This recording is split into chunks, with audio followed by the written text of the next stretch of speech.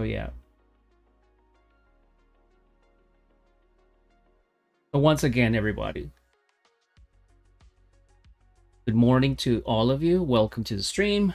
Triple stream today. We're streaming, of course, on Twitch. We're streaming on the YouTube channel in English, and we're also having a kick output here as well. Triple stream today. No Rumble. No need for Rumble at the moment. Eventually, I might populate that server with content. Today, I just want to make a comfortable stream, gaming stream, and talk to you about different things while I'm streaming, of course. This is not in real life stream, nor it's a just chatting stream. This is just a pure, plain, usual gaming stream. That's pretty much the essence of what we're going to be doing today.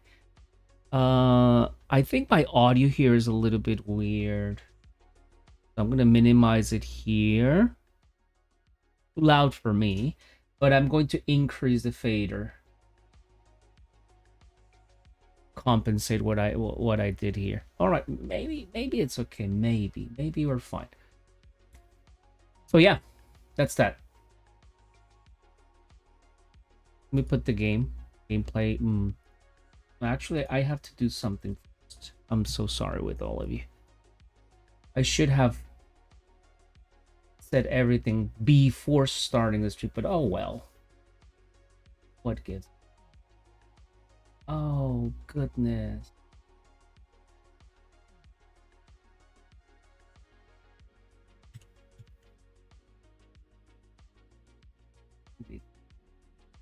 Right.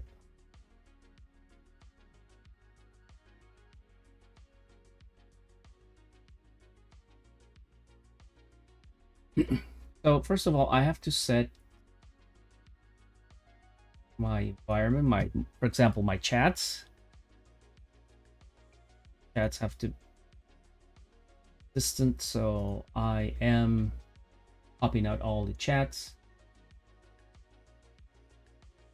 Popping all the possible places where I can get messages. And once that's done, then I'll move on into the... I think we're done, pretty much.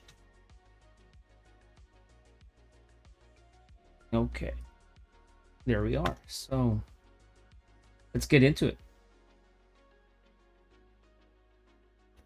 Oh, I have to do something. I didn't notice though. Oh, shoosh. Hold on.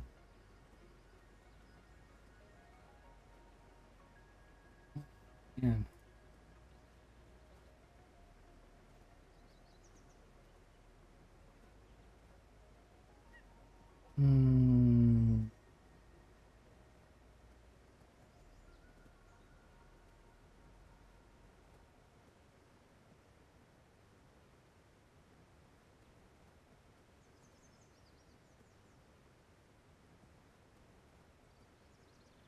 Okay, so this is pretty much what's... Video looks a little bit crummy. My images.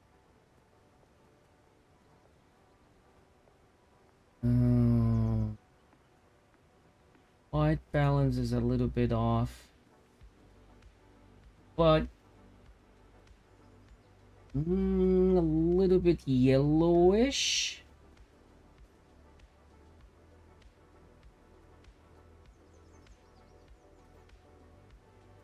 All right, let's leave it there.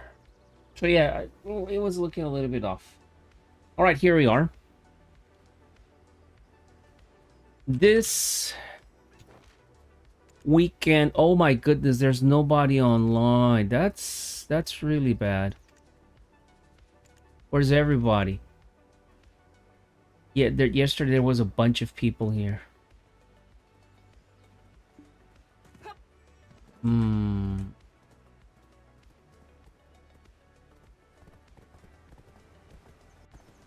All right, let's go get some basic stuff out of the way.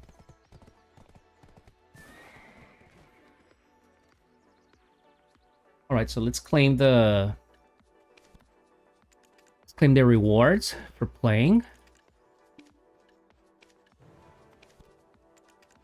That's that. I am going to change. We're gonna do some, yeah, we're gonna do some bartering today. I haven't done bartering in almost a week, and I need to get materials for this large ship that I need.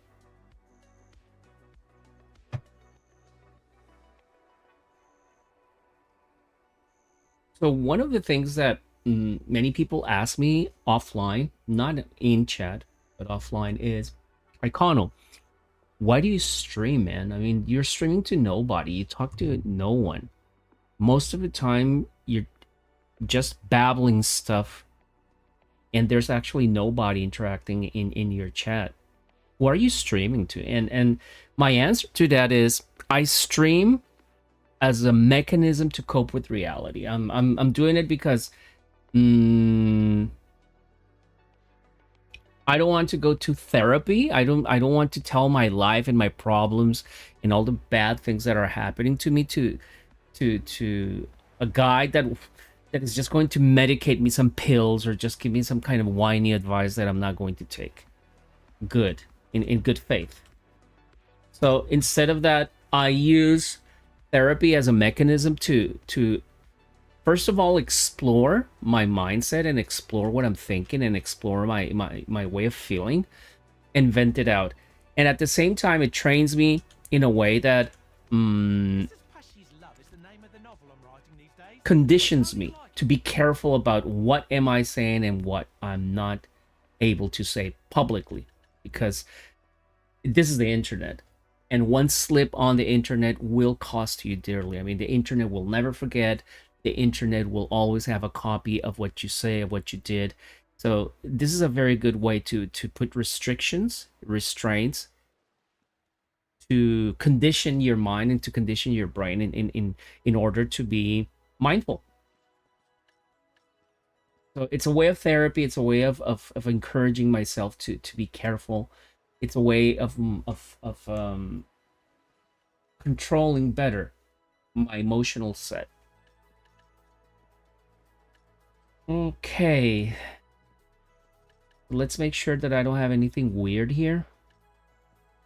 I need more Margoria Dark Iron, and for crafting my Margoria Dark Iron, I'm going to need a lot of both Hikaru's spikes and pure iron crystals. So to get Hikaru's spikes, I have to go hunting animals. I need a lot of this. I'm going to need also enhanced island tree coated plywood. So once again, let me explain you what I'm trying to do with this character.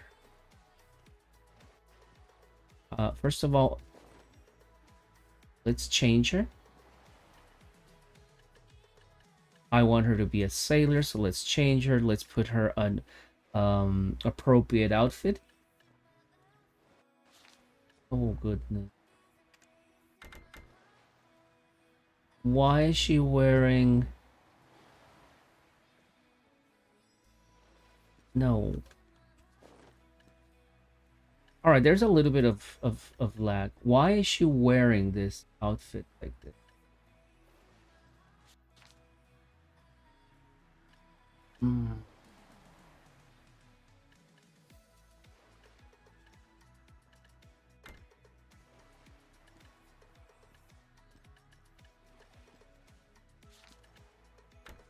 There you go.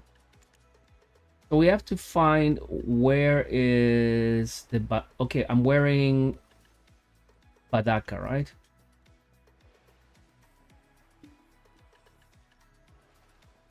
No. No. It should be 1D. Should I wear this? She has another nice hat, though.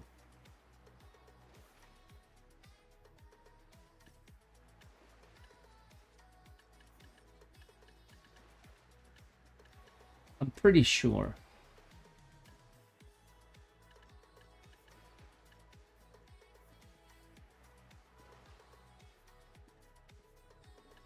All right, let's wear this. I mean, she looks cute with this. And let's put the right artifacts as well. We're gonna put sailing. Boom, boom, boom, boom, boom.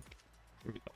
So let me explain why I'm doing what I have to do here. So I want to upgrade my ships. My objective in the game, my end game objective in this game is I want to have 4 ships. So let's talk to this guy, to the wharf manager. And oh my goodness. Wait, let's check in first. The galleys, let's repair it. Let's take it out. Let's buy supplies. Let's manage the sailors and heal them and recover them and whatever it is. All right, so let me explain what's going on. So in Black Desert Online, you can have a ship. You can have a fishing boat, and that's really small, or you can actually have a cog, which is kind of a fishing boat but fast. You can really go fast on it. But if you're serious about navigating on the game, you're going to need a sailboat. Now, you can start with a Bartali sailboat, and you can just craft it directly or purchase it from an NPC. The name of that NPC is called Pra, and he is in Velia. This is the base of all sailboats. Now, I made a mistake. Actually, I exchanged a series of Shakatu coins, and I got 2 Etheria sailboats. I got 1, 2. The other one that I got was a frigate. That one I crafted it. Now, you can craft it directly, but you need a lot of ingredients. It will take you a long time to gather all the ingredients, but it is craftable. Now, one mistake that I did, that was the first thing. I mean, I started using those Shakatu coins in order to get these sailboats quickly, because I really wanted to get into sailing fast. The problem is I could have used those coins for other things that are more important and necessary. But well, anyway. The second mistake that I did is I upgraded one of the sailboats directly into an improved Etheria sailboat and then into a caravel. My advice for anyone watching the game is don't waste your time trying to upgrade a sailboat or a frigate into an improved Etheria frigate or into an improved Etheria sailboat. That's just wasteful as fuck. My advice is go straight, because it's possible, just go straight, get all the materials to improve your sailboat into a caravel or your frigate into a galleass. Now, sailboats are aimed specifically into bartering. There is an Etheria Carrack that you can balance it also a little bit, but it's kind of a it's a jack of all, expert of none, and I wouldn't recommend going that route. However, I am going to do it because I have 2 Etheria sailboats, I have 1 frigate, I have 3 boats at the moment. I'm going to get another one later, and I just, for the lulz, I want to have all the types of boats that the game offers, which are the Carrack Advance, which is specialized in bartering. It has a lot of storage, it can carry a lot of weight, and it has 18 cannons. It might be able to defend, but it's not so fast. Then you have the balance. It gives you a little bit more of speed, but that's kind of it. Then you have the Carrack. So it's specialized in combat, and then finally you have the Volante, which is specialized in speed. Those are the ships that you can craft getting materials. So I'm already at this stage here with the caravel. I have a caravel and I have a galleass. I have a caravel and a galleass. Right now, in order to get materials quickly, I'm going to go. I think I'm going to go first with the caravel. Sorry. I definitely need to gather more materials and be able to do more bartering. So I want to get this Etheria Carrack Advance. I could also try to get the Carrick Valor, but materials wise speaking, it takes a lot more of time and effort to gather all the materials. Anyway, I'm gonna try to go here with the advance to upgrade the Caravel that I have into an Etheria Carrick Advance. I'm gonna need, first of all, a series of Etheria Caravel Black Dragon figureheads. This, you can't buy them. Well, might. I'm not sure. I'm gonna check. Don't take my word for granted. Oh,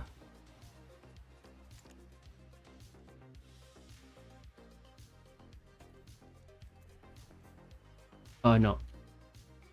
Shit, my eyes are itching. I'm so sorry. I mean, sometimes I have this trouble with my eyes. So, Etheria Balance Advance. So you can get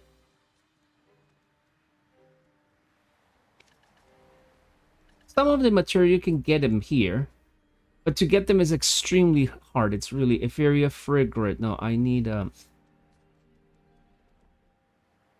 figurehead. Let's take a look at all this. It might be possible. I mean, Etheria Carrick Advanced Cheetos figure. No, you don't need this. You might get some. But as you can see, Etheria Frigate Ocean Dragon figurehead.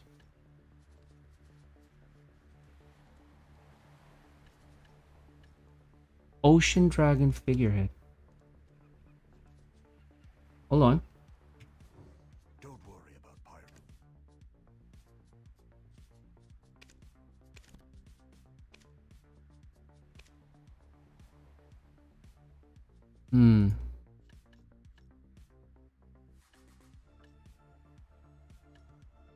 Black Dragon figure. Nope. Come on, man.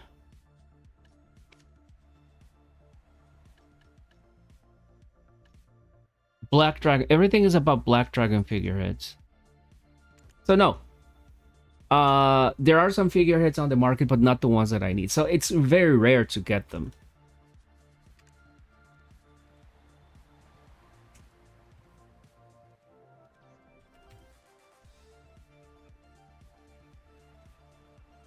Oh, God. So, yeah, there's no dragon figureheads. Etheria Frigate, dragon figurehead. I need an Etheria Carrick.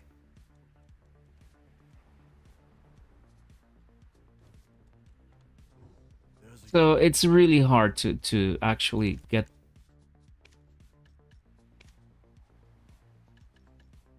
If you're a Caravel, Black Dragon figurehead. So my other option is I have to manufacture it by myself. I have to craft it. It's on me to do that. And in order to do that, I need to craft it here at this ship part workshop. That's how it is. So Etheria Frigate. No, I have Caravel. Oh God, the lag. Etheria Caravel, Black Dragon figurehead. I need this part. Etheria Caravel, Black Dragon figurehead. So I'm going to need plus 10 Etheria Caravel brass figurehead. I already got it. I already bought it.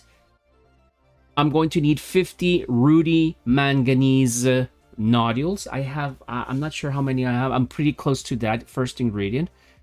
I'm going to need 300 enhanced island tree coated plywood. What a fucking mouthful, man. It's so long. Enhanced island tree coated plywood. God damn it. I mean, it's a mouthful. I'm gonna need 125 seaweed stalks and 150 great ocean dark iron. So most of these ingredients, the Rudy manganese nodule, the tree coated plywood, the seaweed stock, I cannot manufacture it. I cannot buy it on the central market. I cannot buy it easily anywhere. I could probably buy it at the Crow's Merchant if I have Crow coins, but to get those, it's a fucking pain in the neck. I'm sorry if I'm swearing a lot today, like a dirty pirate, but yeah, I'll be more mindful of my vocabulary today. That's important to keep it friendly. There's no need to use profanity in excess. I mean, sometimes it's interesting to spice up conversation using sometimes. So this is the first part that I have to manufacture. I need to manufacture the Ethereal Caribou Black Dragon figurehead, the upgraded plating, the Mina cannon, the Stratus windsail, and that's it. I mean, these four parts. Without these, I cannot upgrade my ship into a better boat. That's unfortunate. So I have to focus one by one on this. So I need to focus on getting the materials for the Rudy Manganese nodule, the enhanced island tree coated plywood, the seaweed stalk, and so on. So I need to see what do. Oh goodness, this lag is killing me, man. It's a killer. It's an absolute killer. I'm not gonna lie, playing on this rig is getting more and more difficult. I mean, there's a limit into which I can actually do things here with the computer. All right, so here I can see exactly. Here I can see exactly what do I need, and now I want to check the inventory. What do I have? So I'm gonna open here the storage, specifically here in Port Etheria. So for the Etheria Caravel Dragon figurehead, I need plus 10 Etheria Caravel brass figurehead. So I already have it. Etheria Caravel brass figurehead. It's already here, and it's already at level 10. In order, you can buy this. I mean, you can buy this figurehead at an NPC. How to obtain purchase from Filiberto Falassi in Port Etheria. The problem is to upgrade it. In order to upgrade this, in order to enhance this before, you need tidal Blackstone. You cannot enhance this with normal Blackstone. You need tidal Blackstone. It's a blue tier enhancing material. Oh goodness. Honestly. And it's a blue tier material. You need this. And in order to get this, you can exchange it for Crow coins at the Crow coin shop, or you can barter with the Sea Trade goods. So everything goes back round again, full circle into bartering. Or sometimes you can kill mobs and they might drop stuff. So that's that. Right, so we were watching the amount of materials that I have. So I need Rudy Manganese. Sorry, first of all, I needed the brass figurehead at level 10. Already have it. Lucky me. I need 50 manganese nodules. I have 46. I need to get 4 more. I need 300 enhanced. Man, what a fucking mouthful, man. I need 300 enhanced island tree coated plywood. God, I have 192. I need to get another 108 of these. And I need to get 125 seaweed stalks, of which I only have 51. And I'm going to need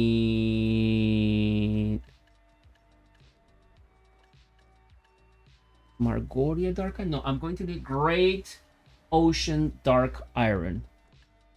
Great Ocean Dark Iron. I have this one. I'm going to need 150 of those.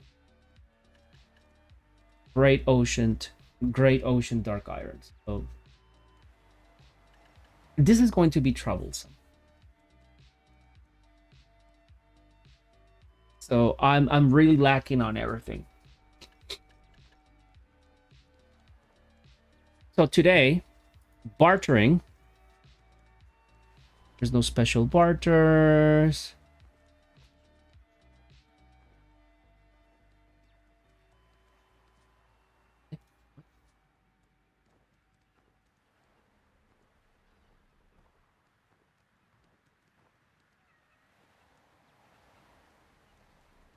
I need parley. I need these. I don't need to refresh the list. I need to finish all this.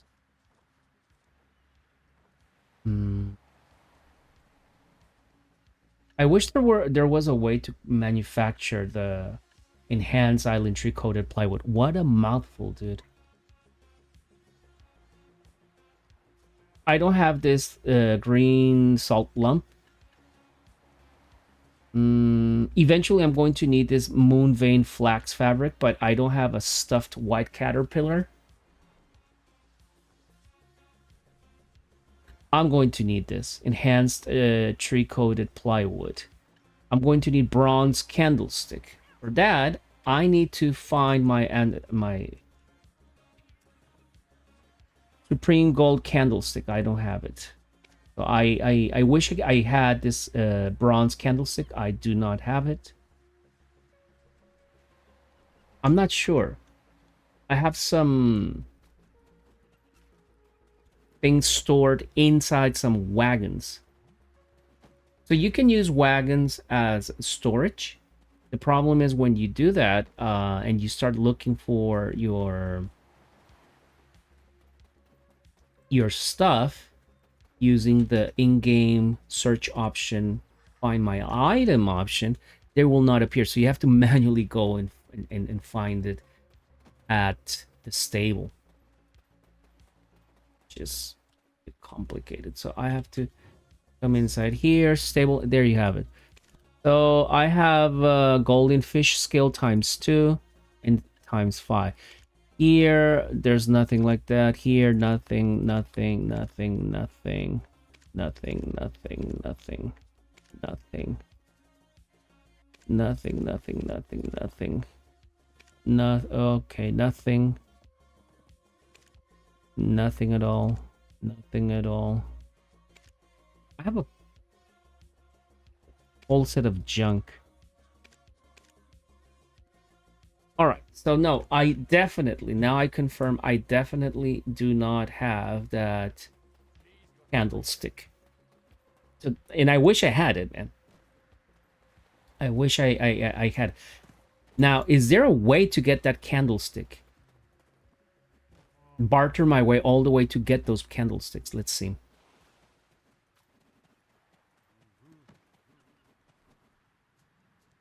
So let's see. I need to get a candlestick. So this is yellow. I need a blue item. So let's go from yellow to blue. Oh, nothing. No. No.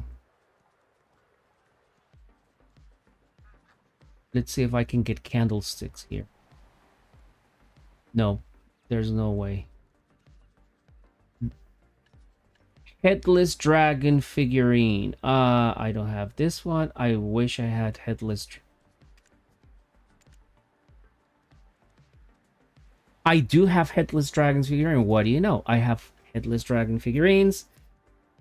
And I can exchange headless dragons figurines. I think I saw it around here.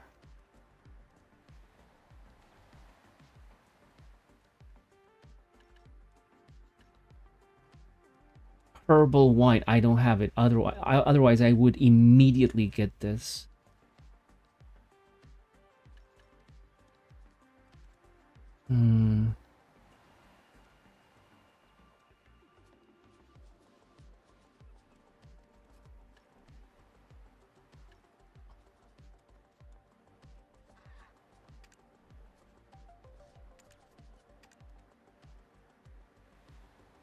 I have a stuffed Morphle butterfly. I can use that in order to get this Cox Pirates artifact. I'm gonna need this a lot. I'm not sure if I have Boatman's Manual. I do. I have one. I need this Aquila flower. Hmm.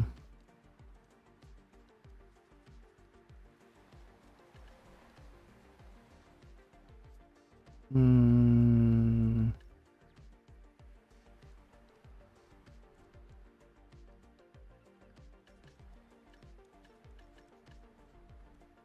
Hmm. This would be perfect, but no. I have opulent thread. All right, so let's get some opulent thread. I need Rudy Manganese at least 4. So I can get them here. This is a 1-to-1.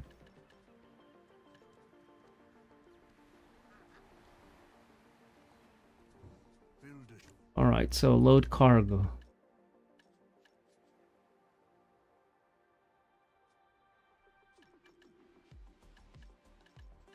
I need 2.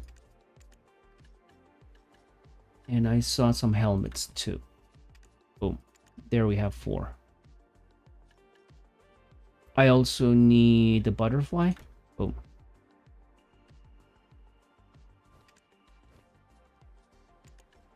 So we can trade 2 opulent threads for 2 Rudy Manganeses. We can trade 2 Marine Knights Helm for Rudy Manganeses, and that way we will complete the 50 Rudy Manganese. Hey, what's up, man? KFC Loving Cat. Good to see you back. Good to see you back. How's life?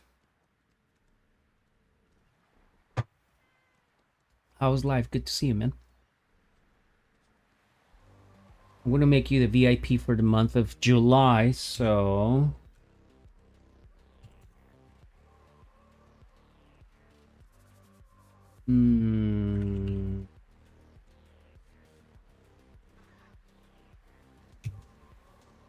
Oh, why not?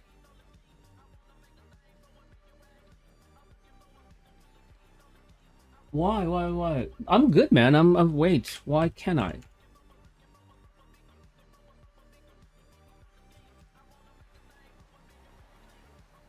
Ah, I wrote your name wrong, man.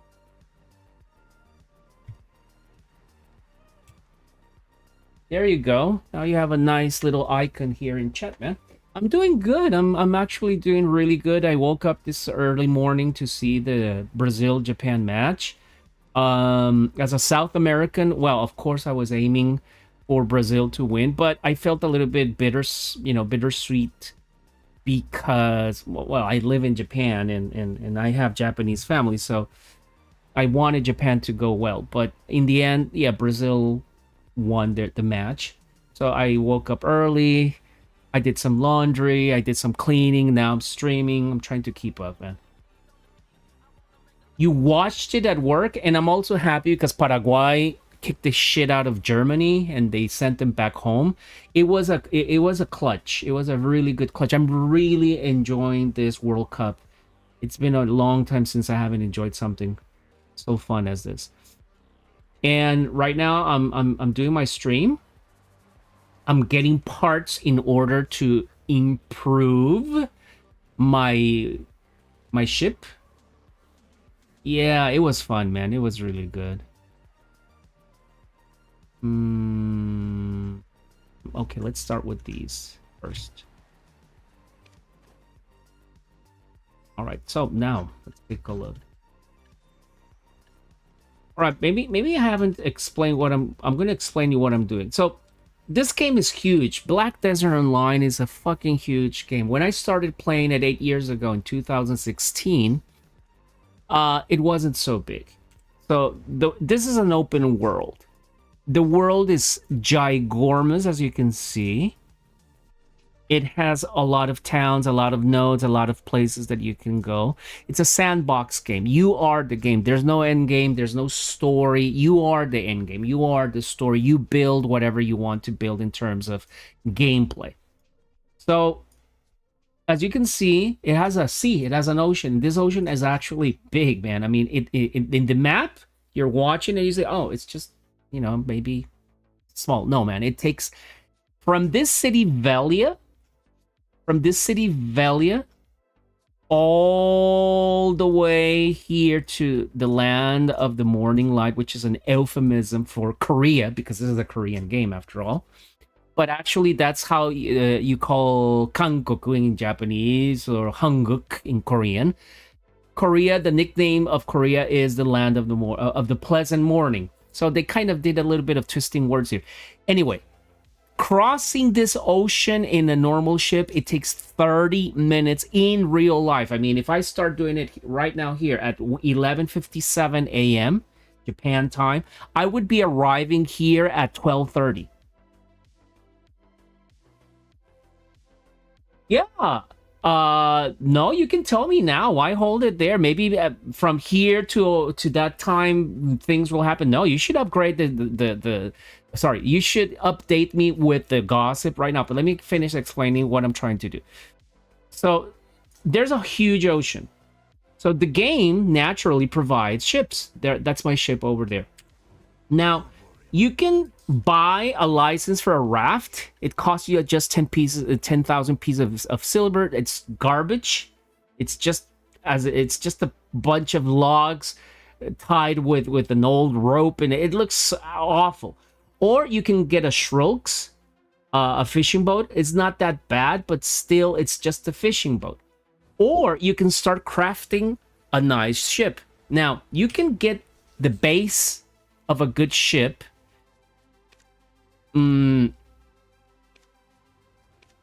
by buying it directly. You can just go to an NPC and buy a sailboat. But the sailboat is, in terms of combat power, is not good. This is the way that you can actually convert a sailboat into something meaningful. There's 4 typical endgame boats. You can get a carrack, which is a big boat specialized in bartering in order to do commerce.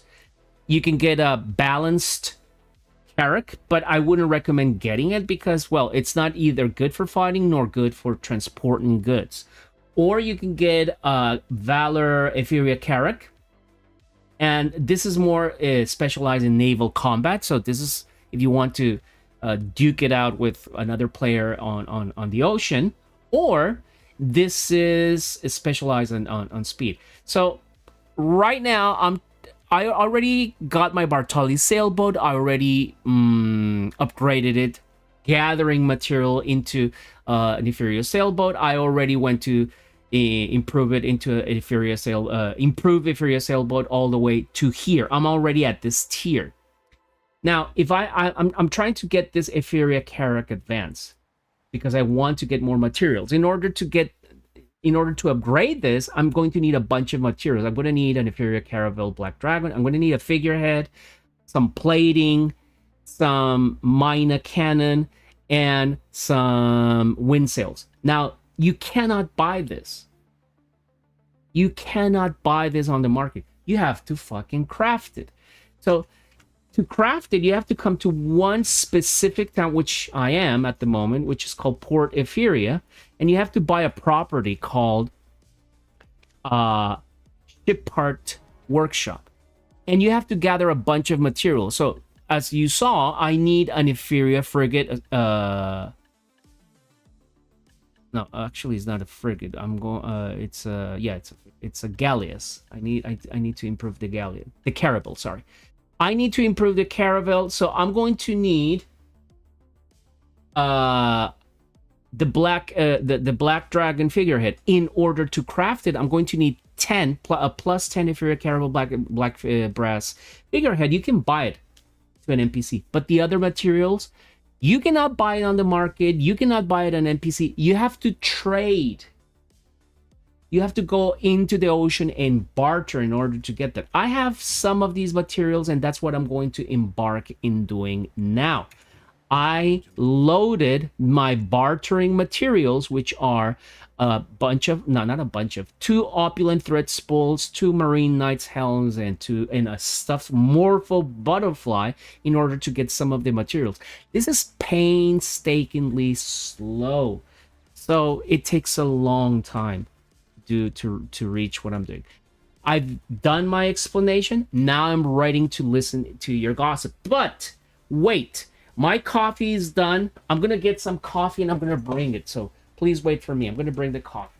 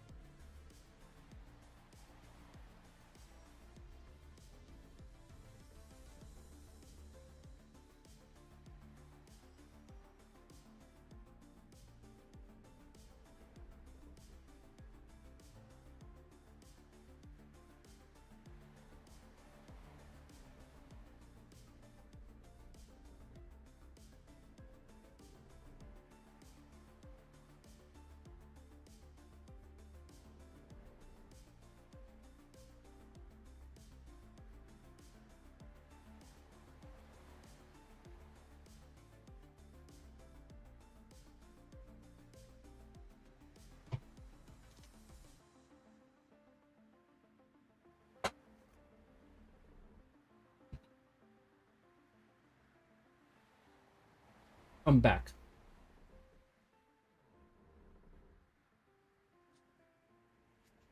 I'm ready to listen into your story. Boa Island? Is Boa near?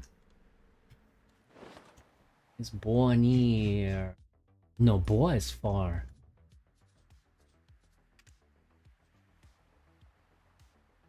Man, and look at talking about that. Pearl Abyss released this year Crimson Desert.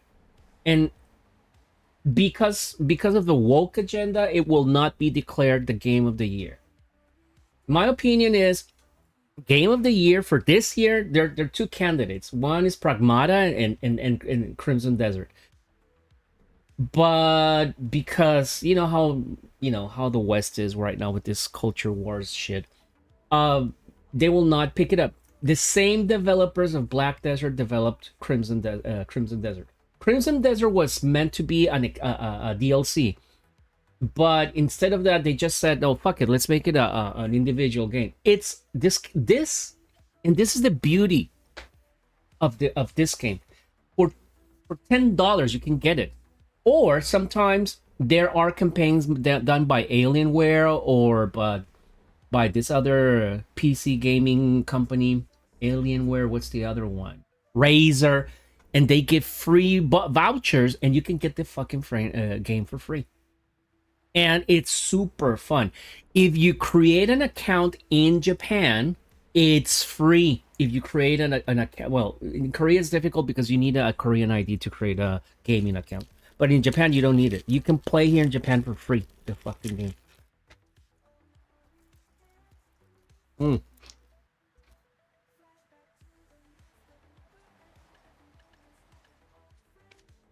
Where's Sokoto Island?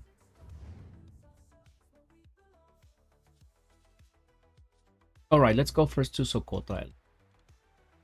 Let's go.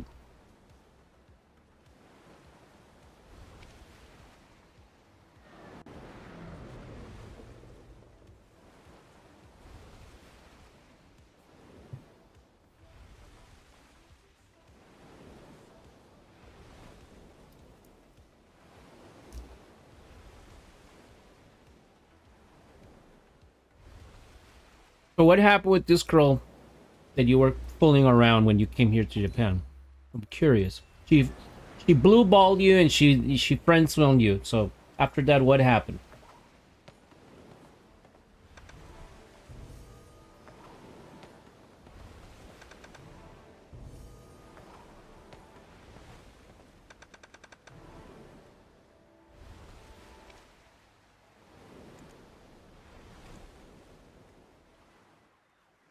No, the game is not only accessible in Asian countries, boy.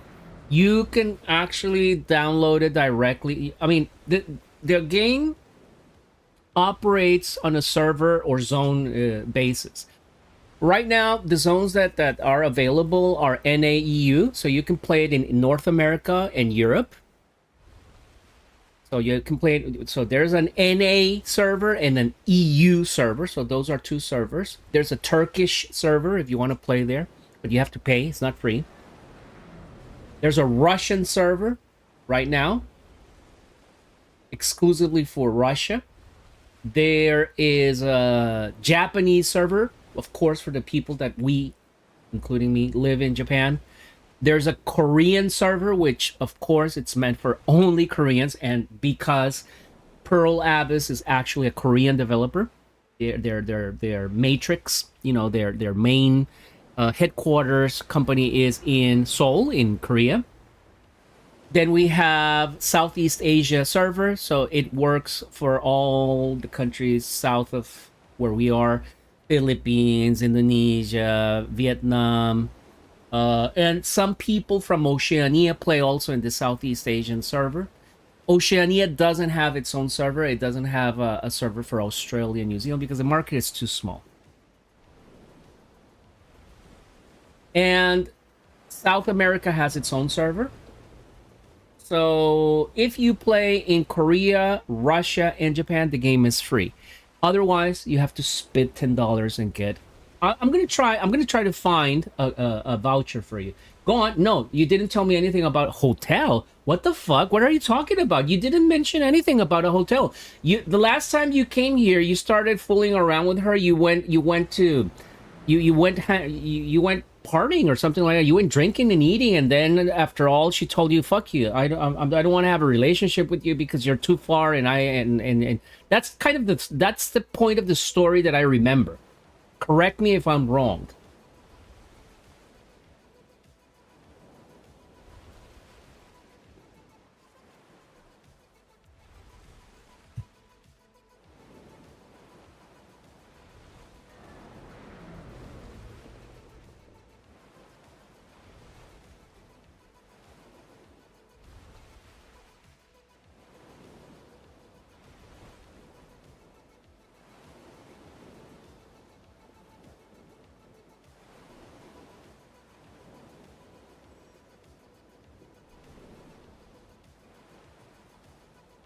Yeah, you did. I mean, you.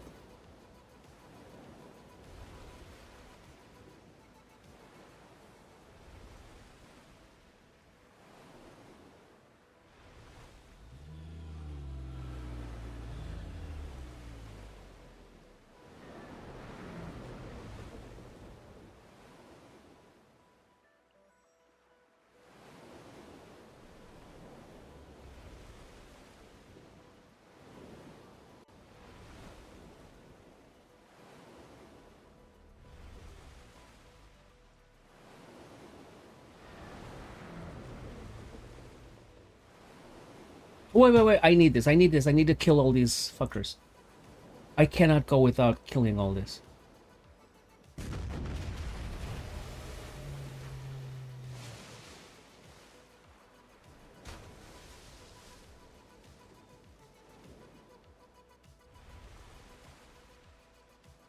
Hmm. I see. Well, no. Well, anyway, just tell me then skim it as much as you can, and just tell me the chunky parts. Oh God, I am not picking up anything because I didn't feed my pets. I am an animal.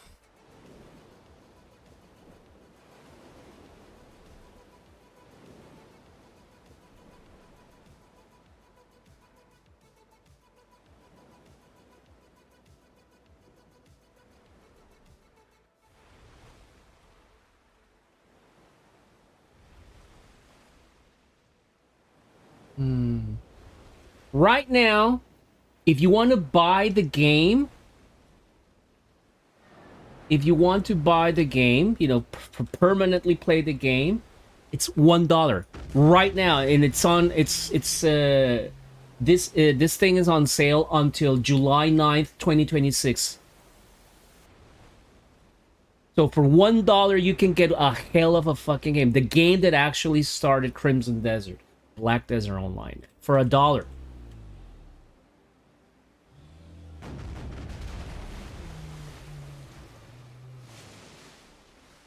Oh, this guy's coming. This is the ship that I want.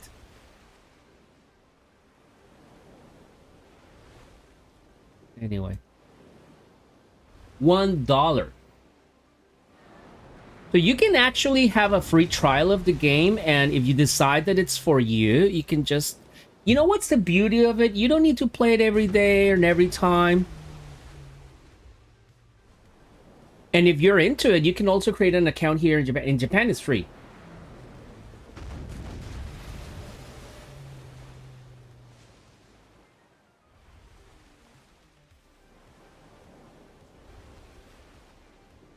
The thing is, it's unfortunate. There's a problem if, for example, you say, oh, I want to play in Japan and I also want to play in A.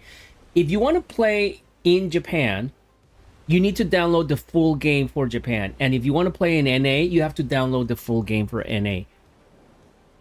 There's no way like, oh, I choose the region, I choose the server. No, there's no way to do that. Because Pearl Labs does not encourage people to play in different zones. So, and it's heavy. This game is about 70 gigs. If you download it the first time, it's about 70 to 80 gigabytes.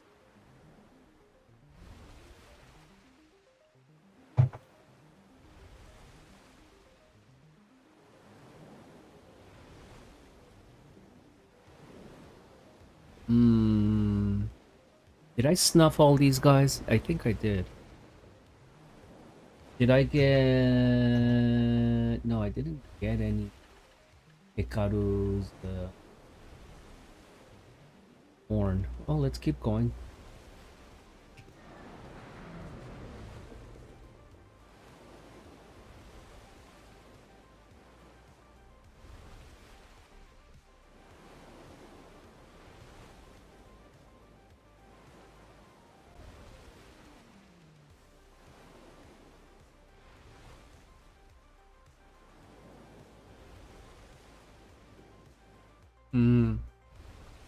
Why do you say that you may have gotten her sick? Did you have a cold or did you have anything transmissible, infectious to make that claim?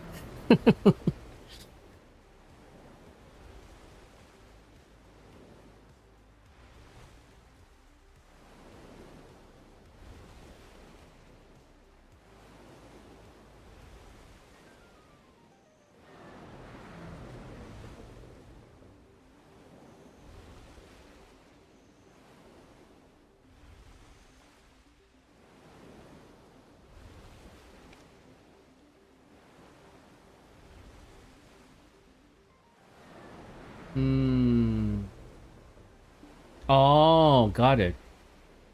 You brought your filthy bacterias and viruses with you, you scum.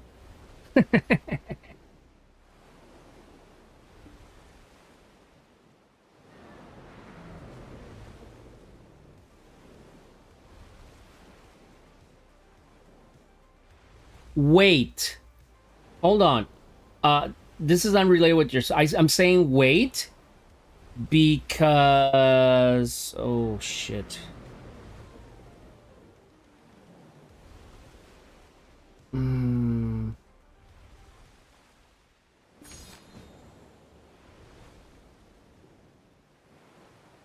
on, hold on, hold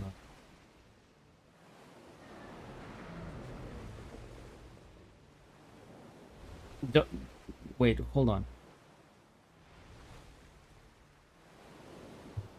Oh, fuck.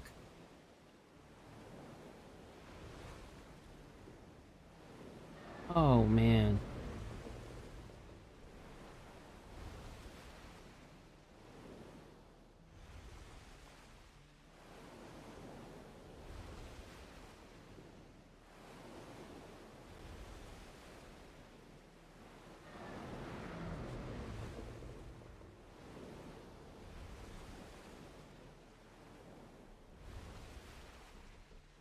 I was checking something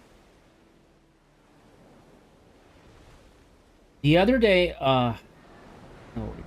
Let me finish my mind. I can't. Oh, okay. Hmm.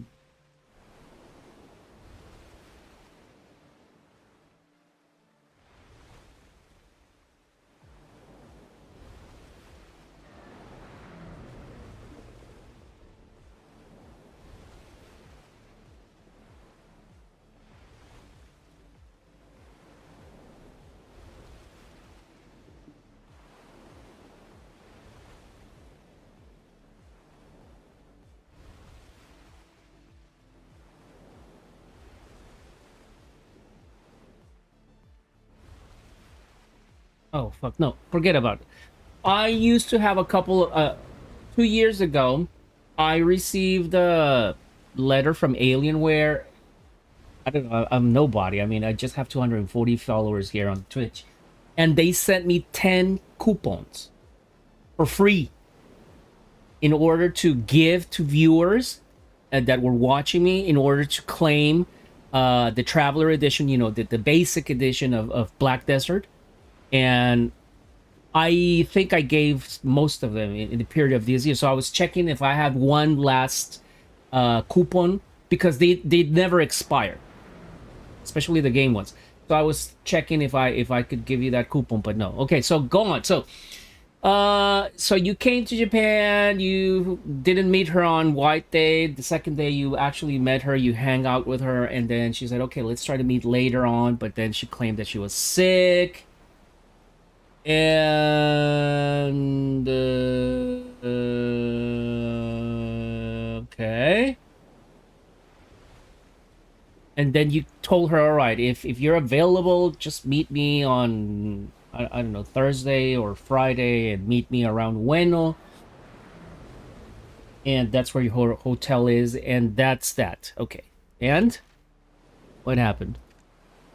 All right, let's go.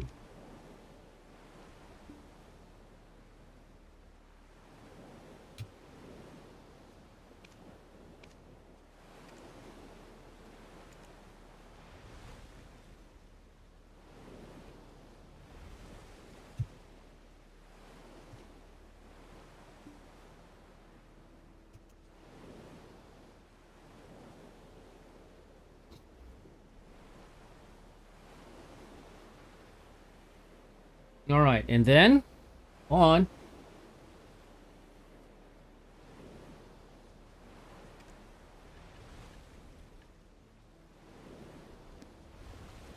Hmm.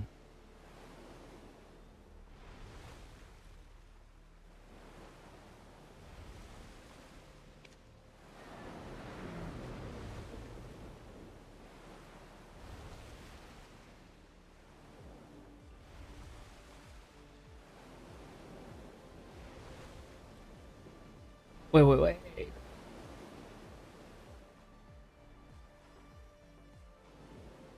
We're around Medaya. God damn it.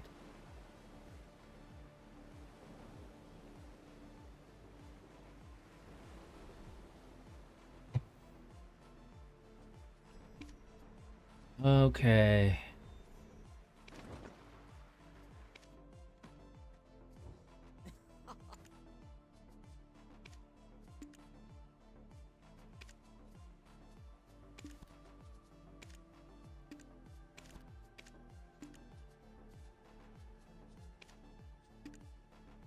Not enough money? What are you talking about? Not enough money? Shit.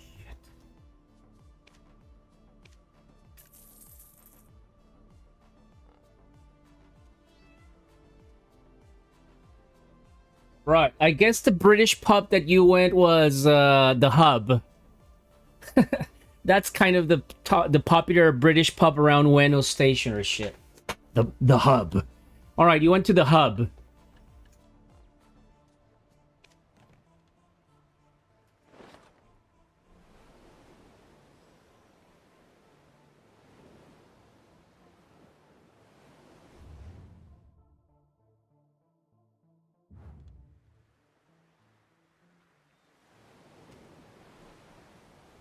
She gave you the look?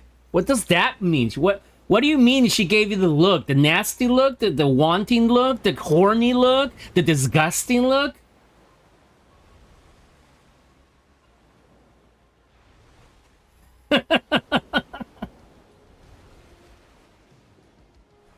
The last stream was like, okay. Uh-huh.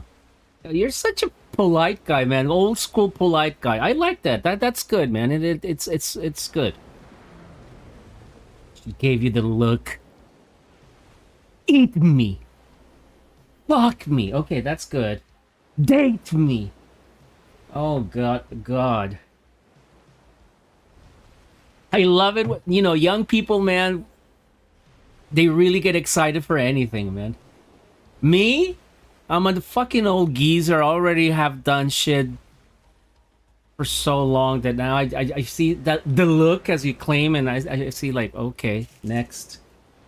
All right, but anyway, I'm not diminishing your experience. Don't take me wrong. I'm finding it really interesting. So you were in this flirty situation in which you guys didn't know what was going to happen, and she was kind of giving you the vibe that she wanted to stay, but she was kind of embarrassed to say it. So she said, "Oh no, I have to go. At the last train is at 11." First of all, hey, I need to pause this because I want you to listen to me very carefully. There, no audio. Listen to me carefully, smuck. Here in Japan, specifically in Tokyo, the last train, especially around Ueno Station, which is fucking downtown Tokyo. I mean, we're talking about downtown of the downtown of the downtown of Tokyo. The last train doesn't stop at 11 p.m. No. Last train from Ueno Station to any part of metropolitan area of the greater Tokyo area finishes at 2:30 a.m. in the morning, and trains restart at 4:30 a.m. There's a gap of only 2 hours. You can say technically that Tokyo area has almost 24 hours commuting transportation. So she was bullshitting you, but of course, because you're a tourist, you didn't know shit. She was just kind of telling you, "Eat me, but don't make me look like an easy girl." So that's pretty much what's going on. Anyone living in Japan would understand clearly from the beginning she was up to something. All right, so that's that. Let's go to the music. I don't like this song.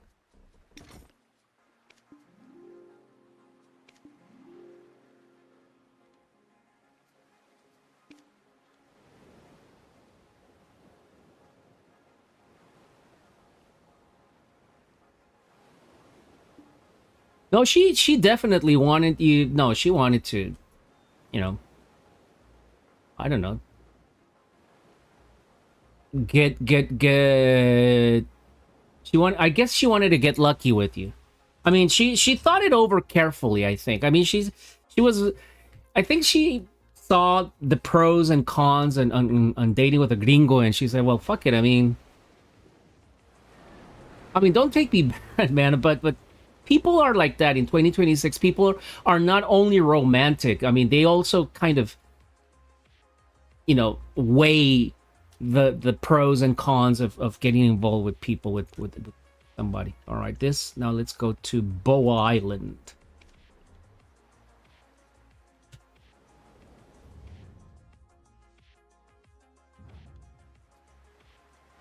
So about the last train, what happened about the last train?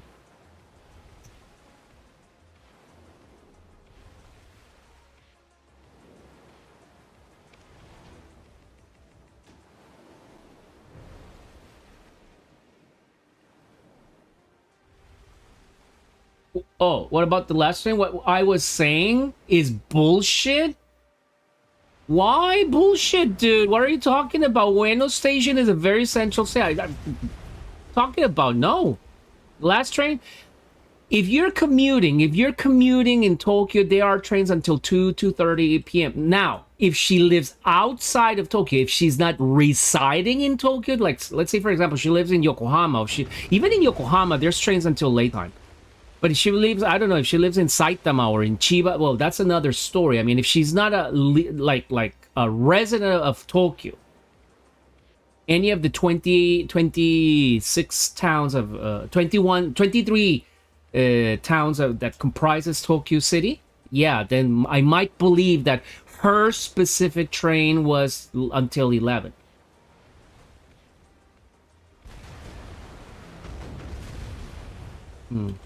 Anyway, go on. So let's not nitpick the details here. So she was giving you the vibe. She was like, okay, I want to stay, but my train is on the last, and you're very gentlemanly saying, okay, even whatever, I can, stick around with you. And then I don't need.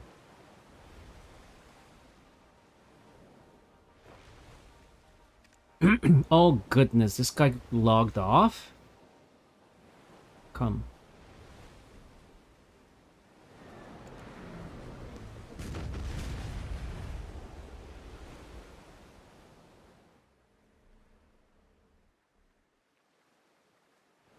Kashiwa, yeah, that's...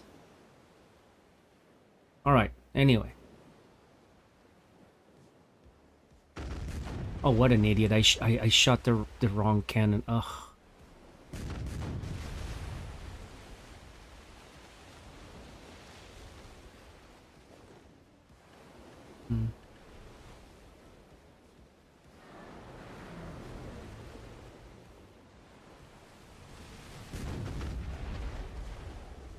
Wait, what?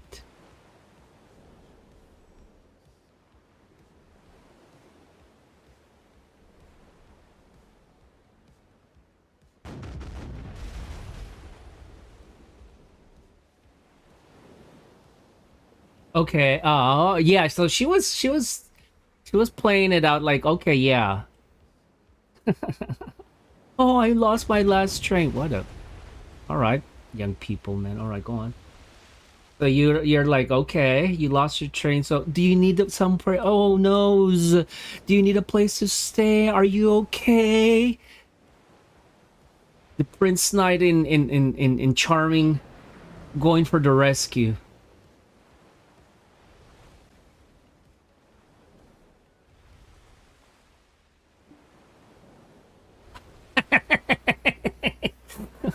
All right, I get it. No, you didn't tell me that. I didn't know, man. This is first time I hear this.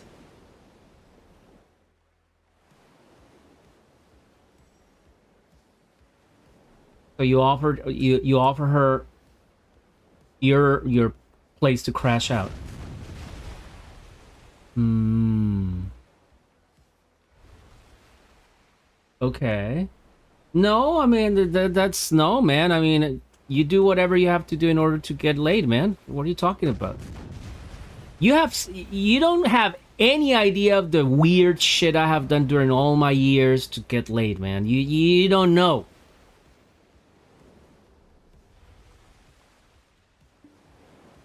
So the rest of the story's too cringe, man. And that's what men do in order to get in women's legs, man. So that's how it is. I mean, there are very few times in which we look back into our past and I say, wow, that was a very nice relationship that I had. Most of the time it's like, what the fuck did I do, man? How the fuck did I ended up with that person?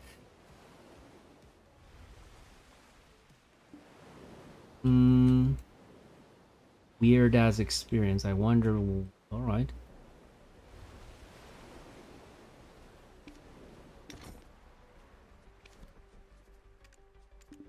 Right, we got this. Hmm.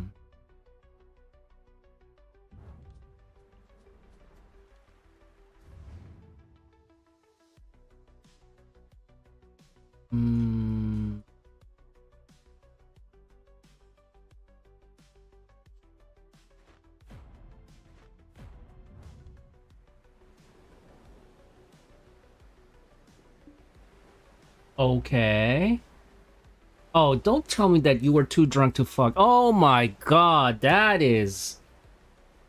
Oh man, if that's where this is going, man, then I'm definitely going to scold you, man. I mean, you got too drunk and then you couldn't. Oh no. Oh no. You're a fucking. Oh no. Finally, you get pussy and then you. Oh no, man. What the. Ah. Oh no. Wait, what?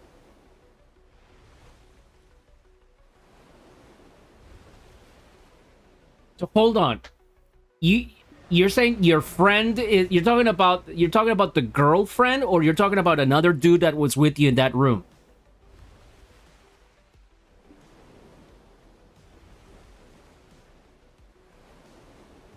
Oh, okay, okay, okay. So you were too drunk, you couldn't fuck, so this girl did all the heavy lifting for you. What? Oh my gosh. Man, it happens. I mean, it has happened to me. Well, that goes to say that the girl was kind of invested on you, man. No? Then what the hell are you doing with that room with the girl if you're not? Oh my goodness. What's the point of it? If I'm super drunk and I have a girl next to me, first I want to bang her and then I want to go to sleep.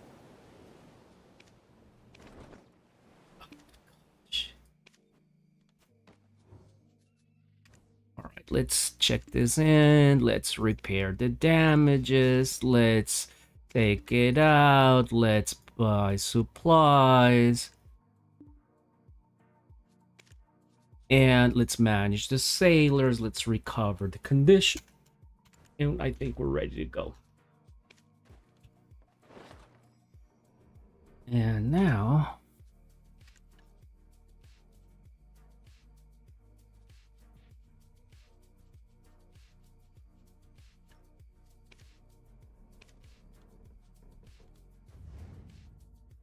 Okay. Oh.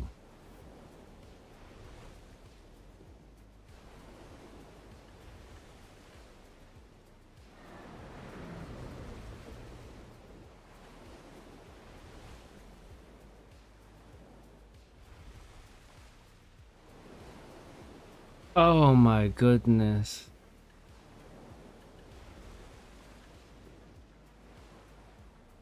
Shoosh. Well, it happens, man. It happens. But the girl was invested. I mean, if she, even after all that, even after not being able to, you know, to reach the point in which you guys have intimacy, and she's still around, it goes to tell that in some way the girl is invested on you. I wouldn't say she loves you or she likes you. I just think that she's invested. Like, she just wants to see where is that, you know, that fooling around thing is going on. Yeah, that's all what I can say. There's not, because you can't say for sure that you love somebody just, you know, keeping long distance relationships and chatting and whatnot. I mean, that's a little bit delusional, I will say. But yeah, for sure, the girl was invested, and if she had to do all the heavy lifting for you, oh man, and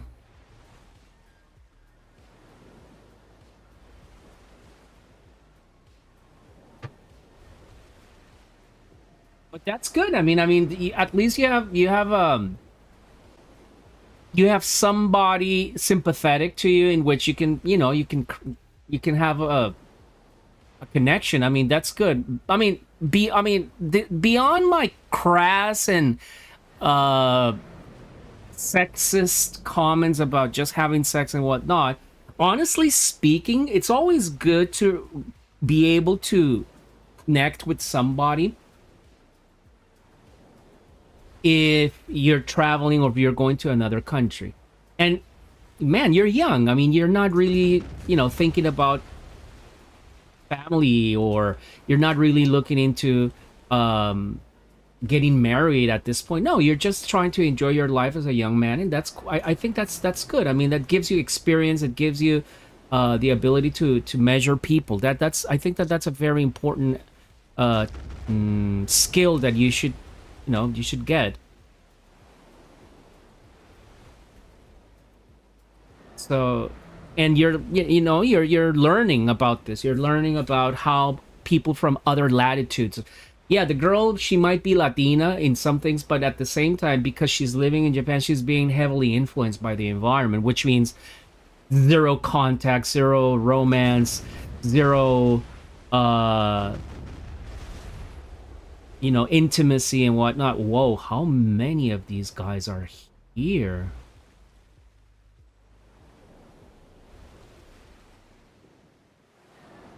So that gives you a. Oh goodness. No, of course not. I mean, in the same way that guys were always looking how to slip into women's legs, women are also the same. I mean, they also have their own way of measuring relationships. I mean, we cannot be naive and we cannot be stupid. The thing is, oh yeah, oh. I think if you have asked that, that will be definitely bad for you. I mean, that's too much. But yeah, definitely she was cleaning up in order to, to do the hanky panky. And that's nice. I mean, it shows consideration. Most people in the West, they just go, guys with their fucking smegma and their dicks full of cheese and bath breath and with toe jam. And man, we are animals, man. We are definitely fucking animals. And women too. I forgot how dirty Western women are until man, don't make me speak too much. So you get used to, once you're living in Asia, one thing that you truly appreciate about human relationships and this kind of physical intimacy thing is that people are very considerate. They first, okay, let's get into business, but first let's take a shower. Let's make sure that our bodies, our mouth smell good, our privates are properly in position. Yeah, that's really good. That's one of the reasons, statistically speaking, there are less cases of STDs like gonorrhea or syphilis or even HIV compared to the West. Yeah. Don't worry, dude. I was like that. I was also a fucking baboon when I came here. I mean, 18, 19 years. But eventually you start learning and you start getting the vibes of how to live in this society, how to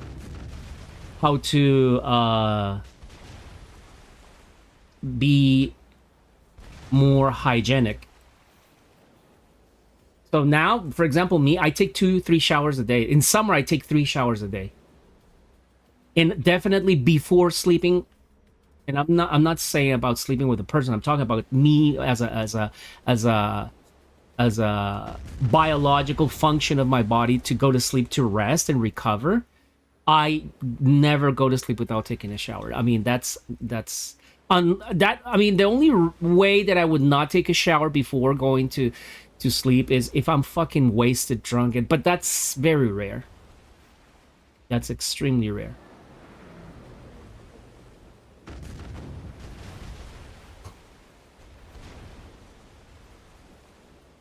Hmm.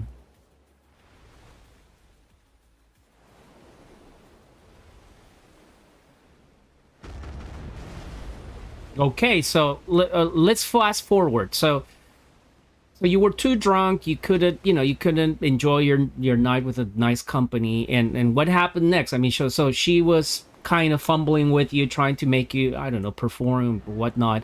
But at the end of the story, nothing happened with you and you. And then what next? Did she eventually fall asleep with you next? And then what? No, no. What do you mean no, no? What are you talking, man? I guess. All right. So what happened next? So this, we have to back to base. Go back all the way.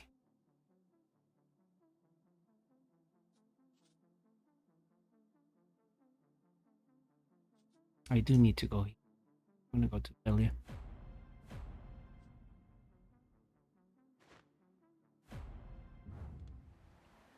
All right, so you're getting into it. Man, what a cliffhanger.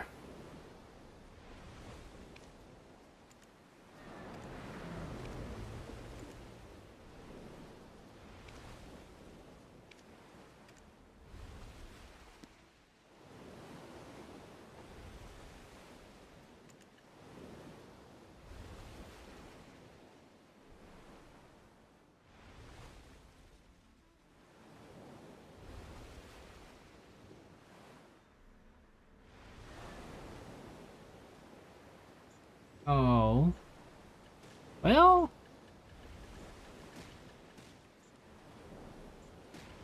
Wait, what? I'm getting shot by? You're courting death, fuckers! I'm gonna kill you all, pirates! You guys are dead meat.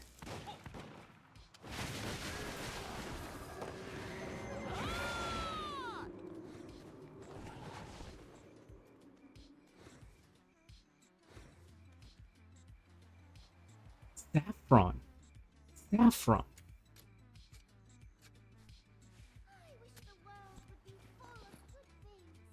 Okay. I don't need anything for...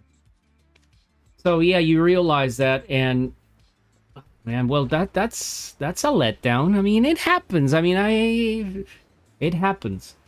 But you know what? Thinking about it, think it in this way. Maybe there's a reason. There was a reason you couldn't, you know, go all the way to the end of intimacy. Maybe it wasn't wise. Maybe the universe is taking care of you and making sure that you don't get a woman pregnant without using protection. I don't know, man. I mean, I don't know. Maybe it wasn't your time. Maybe I don't know. There's many ways to think about it. I mean, there was a reason.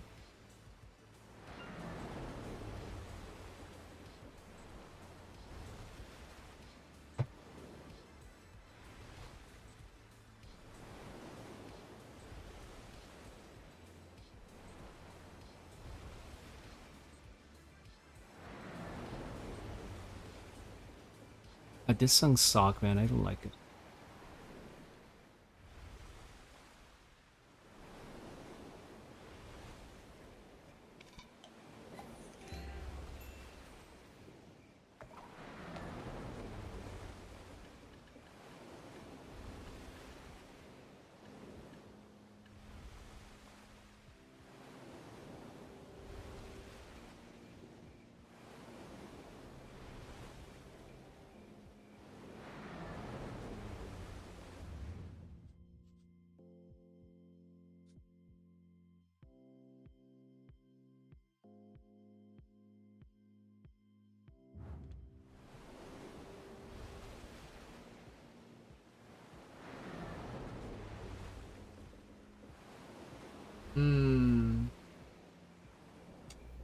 I don't know. I mean, yeah. Just the word of advice. If you're gonna date an Asian or somebody influenced by Asian culture, showers and baths are extremely important in the culture, especially in the intimacy section of that. I mean, that's one thing that Asians complain a lot about Western men, especially about European men. European men, they don't take showers often. I mean, they reek, they stink. So just be mindful about that, man. All right, so we got this Rudy Manganese. What else can I barter?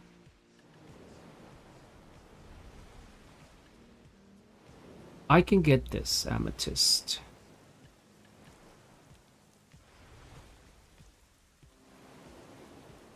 Okay. She's clean and fresh and fragrant, and you smell like fucking puke. Go on. You pukey boy. I'm gonna call you Pukey. You're not KFC loving cat. You're Pukey. I'm gonna change your nickname for me. I mean, your username will continue being KFC loving cat for everybody. That's your handle. That's your name here in the community in Twitch. But as you know, you can change the name that you address people. So I'm going to right click on you and I can actually change the way. Follow, invite, gift a sub, gift turbo. No. There's a way. I forgot. No? Pukey. All right, Pukey, go on. Oh, looky what we got there. Now I understand why you say it's cringe as fuck. Okay, of course. Smelling like barf is not a good experience. Anyway. So there you are. She comes back fresh, with good scent, fresh body, fresh hair, fresh everything, and you smell like fucking puke bucket out of a sailor's bar. Go on. You say you don't have any body odor. Have you asked anybody else? You think you don't have body odor. I can think that I have body odor until somebody comes and sniffs me. That's when your argument about not having body odor ends. Disembark. So I need to do these dailies. You think you're self-aware, but you're saying, "Oh, I was drunk and I was wasted." No, your senses are impaired once you're under the influence of alcohol.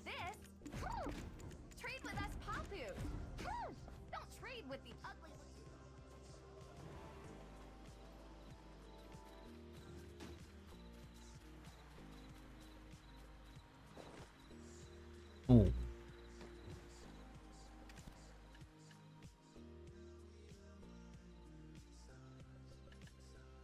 Hmm.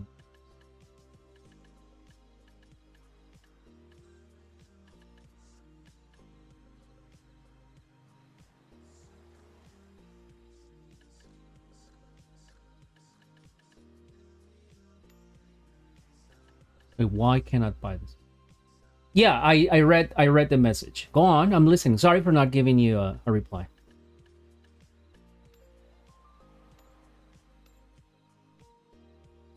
Shit. Why cannot?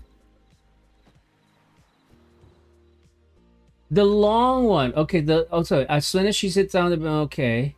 Oh. Okay. Yeah, okay. So she's watching TikTok.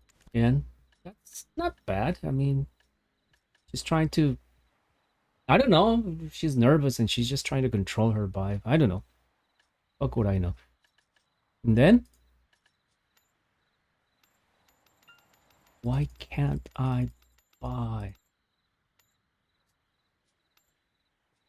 Pearl coin? Why? What the hell?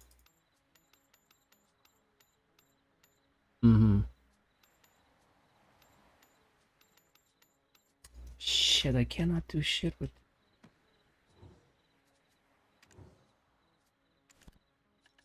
Wait, hello? I have crow coins, right? Yeah. Oh, finally.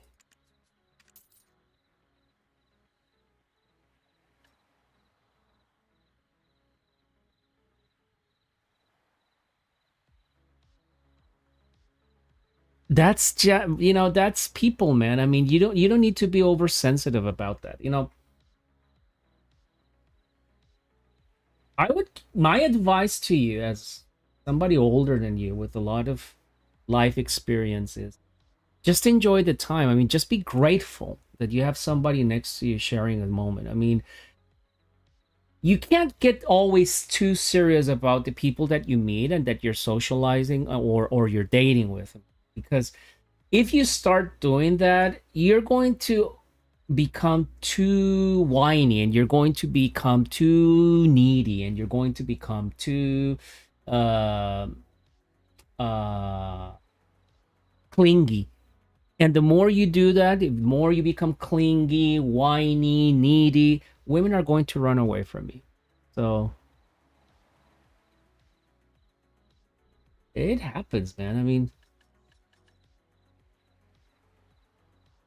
that doesn't happen here in Asia. In Asia, people they they're very compartmentalized. I mean, this is something important that you have to understand about dating with Asians.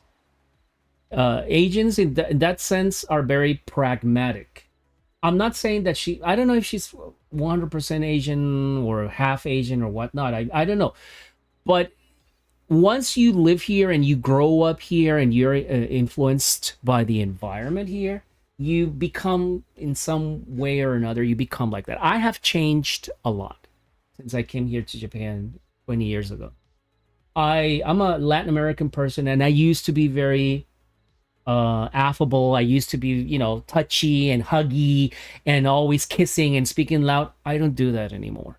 That's one of the reasons that yeah, that's one of the reasons that I stream. I use streaming as a way to cope with that lack of empathy and with that lack of connection that I used to have when I was back home.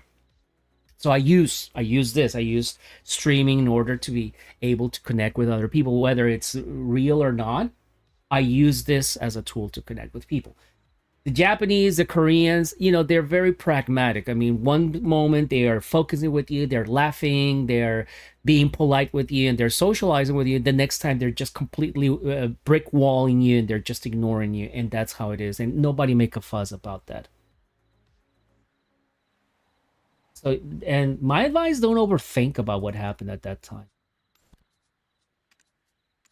That would be my advice. Okay.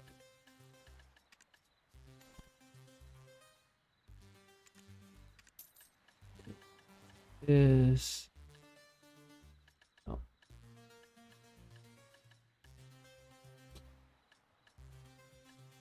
Mm, mm,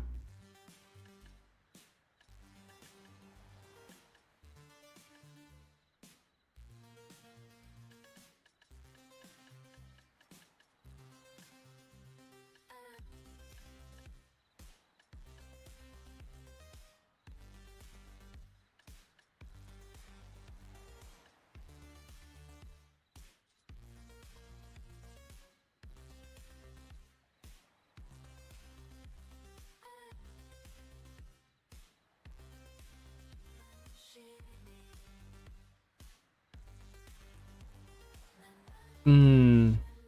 I get what you're saying, man. But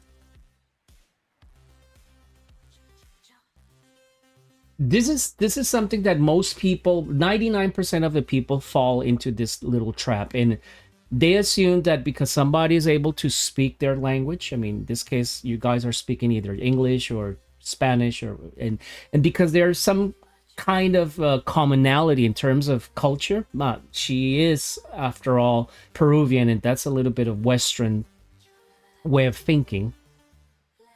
People tend to ignore the fact, the environment, the background environment of where people come from. So yes,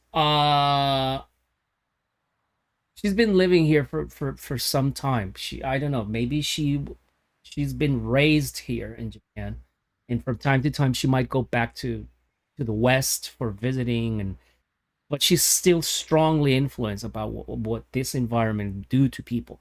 My kids, I'm going to give you an example. My kids, day after day, we speak only English. I make sure they read English books. I make sure that I school them in English about many things that normally they would never get uh, if they only just go to a Japanese environment.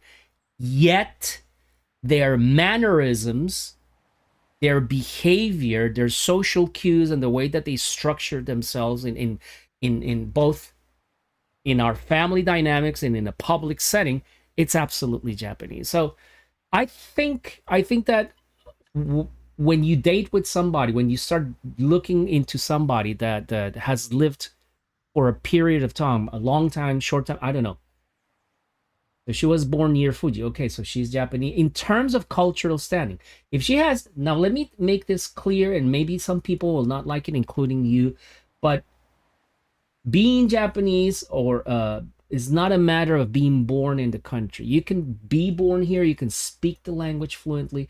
The Japanese doesn't see it that way. They consider to be Japanese to having the blood. And when I'm talking about the blood, it has to be full blown blood. I mean, 100%. Otherwise, they will still look at you as a foreigner, no matter how hard you find it. There are people here that naturalize, they come from other cultures, and they do all the process and into becoming national citizens of this country. Yet, until their deaths, there will always be seen as foreigners, no matter what. So she might have been born in Shizuoka or in Yamanashi. I don't know which, because if she was born near Fuji Mountain, it's either Yamanashi or Shizuoka, and she might have grown up here. She speaks the language perfectly with all the vibes, with all the slang. She might speak it like a Malay, like a Zoomer perfectly. She knows all the memes. She knows all the quirks and all the features of the language, especially as a young person. But that doesn't make her Japanese in the eyes of the locals. That doesn't mean that I'm looking down on her. That doesn't mean that I'm denying the fact that she has a natural accomplishment, which means she is part of this country. Yet, that's right. And yet, she grew up here. So that's how it goes. So I wouldn't go hard on her just because you guys went to your room because she took a shower. She was ready, she was mentalized, she was ready, to take the dive with you. She was ready, she was taking the step into getting close to you. You couldn't do your part because whatever. I mean, you got drunk because you were not functional, because whatever it is. And there might be some part of rejection. No, I wouldn't say rejection, more like prevention. I would put it in that way. A little bit of prevention, a little bit of like, okay, let's keep this a little bit, uh safe in terms of distance, in terms of space, because this guy seems to be that he doesn't understand what's the concept of hygiene according to her way of thinking. Remember, you're in Japan, you're in Tokyo, and you're supposed to have certain awareness about what are the customs and mannerisms of people. For instance, if I go to France, and before I go to France, I take my time researching a little bit about the culture, the food, the language, what's good, what's not good, how are people's attitudes about language, what happens if I speak to them in English, what would happen if I speak to them in Spanish, how are their attitudes about perfume, how are their attitudes about hygiene, can I take a shower 4 days a day as I do here in Japan, can I use water, or am I going to be victimized or whatnot. Yeah, I used to be like that too, man. You remind me when I came here. I used to be very, very monochromatic in that sense, or it's either my way or the highway. It's either yes or no. But here in Japan, you learn that they're just, of course, there's black and white, but there's also an intermediate spectrum of shades of gray, and it is complex. Man, I mean, I listening to your story, I think you're lucky. I mean, I wish I were in your shoes. I mean, single, no kids, traveling around the world, meeting nice people, being able to bang whoever I want to bang. I wish I would be in that position, man. Now I'm 52. I have two kids. I am in the sexless condition. I haven't had a woman in ages. So I'm always either fapping in the shower, or just thinking like a fucking monk. And it's hard. But you are in a condition and you are in a situation in which you are still able to enjoy a lot of things about life, man. So that's lucky. That you should you should focus on that. Was it a flop? Maybe it could have been, but at the same time, man. I mean, you're coming back already here in August, and you might be able to meet this girl again, and you might have a nice experience again. So that's that, man.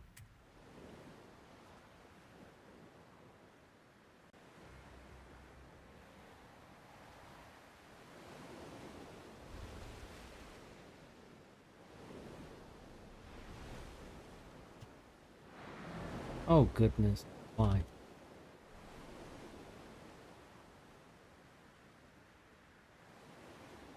There's more to the story. God damn it. What is this? A fucking K-drama? Alright, go on. Go on with your story.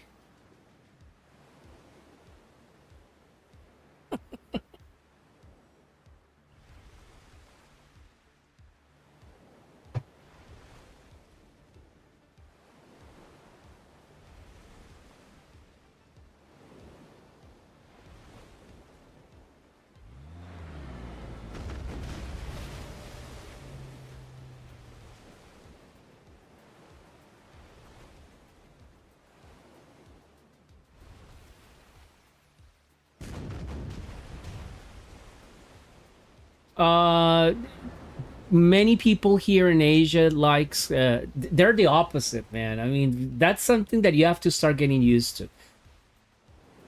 Japanese people in general, Asians in general, they don't like cold temperatures. They want to be warm. And there's a belief that warm temperatures actually are the things that make you heal.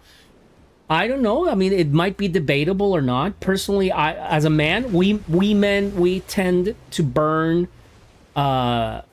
calories, and because we have more muscle, we don't have so much fat compared to women. Our body structure is different, so we don't have so much fat. Fat makes women overheat, so that's why they feel more comfortable with more. It should be the opposite, but sorry, it's I'm making a fucking stupid claim here.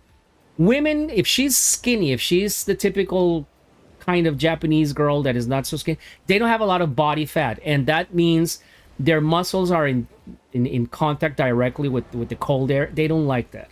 We, on the contrary, we have some fat on top of our muscle structure, so that makes us kind of feel uncomfortable with hot temperatures, and that's why we put uh, the air conditioning in chilly mode, right?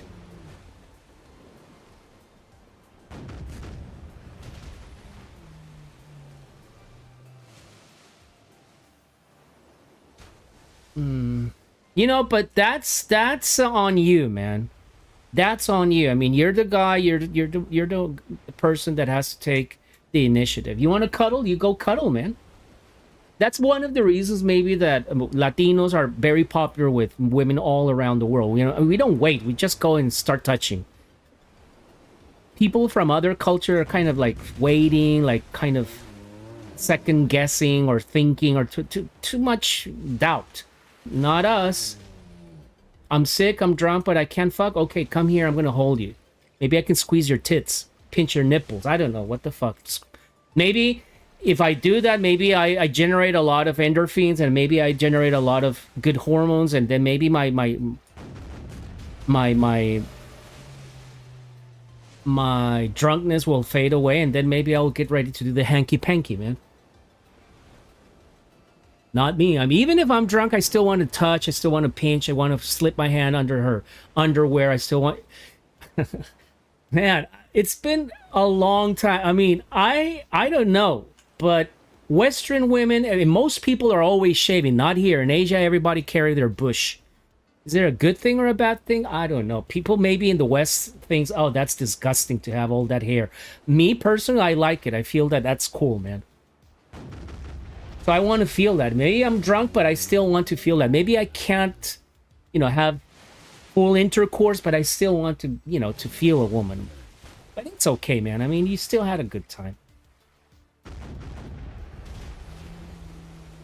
I mean, you still had somebody to take into your room and have a nice time. You didn't have to pay for sex. You didn't have to go to a kabakura. You didn't have to pick some street walker and just, no. You actually did the right thing in that sense. You met somebody clean with a kind of safe background, and you started, interacting in a normal way. That's a win, man. What are you talking about? I don't know. You seem to overthink about things, man. I mean, you don't need to worry about it. Just go with the flow. You're not gonna get married. You're not going to have kids, you're not going to no have any life-changing scenarios, but that happens way later on when you're really into the person. At your age, just enjoy, man.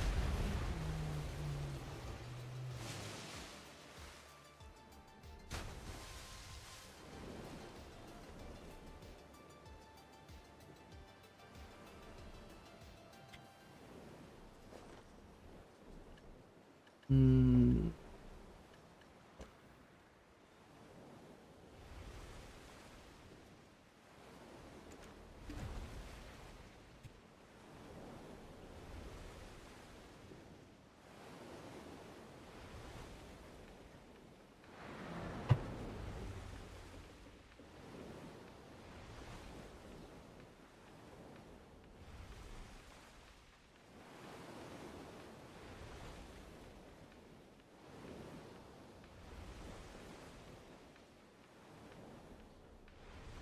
Okay. In perhaps this girl, in her own way, she had her own expectations. She was also kind of wondering, okay, what's going to happen here, right?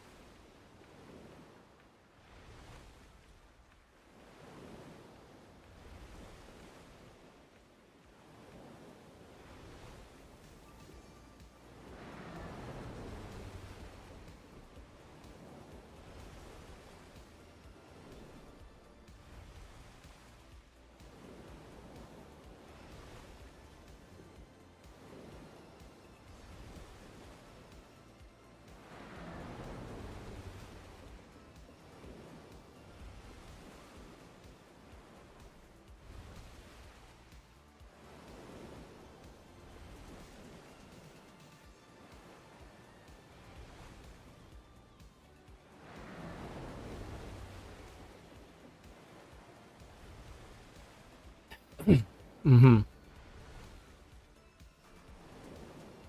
So were there are many cross signals between you and her that night? I get it. I see. That was unfortunate. That was unlucky.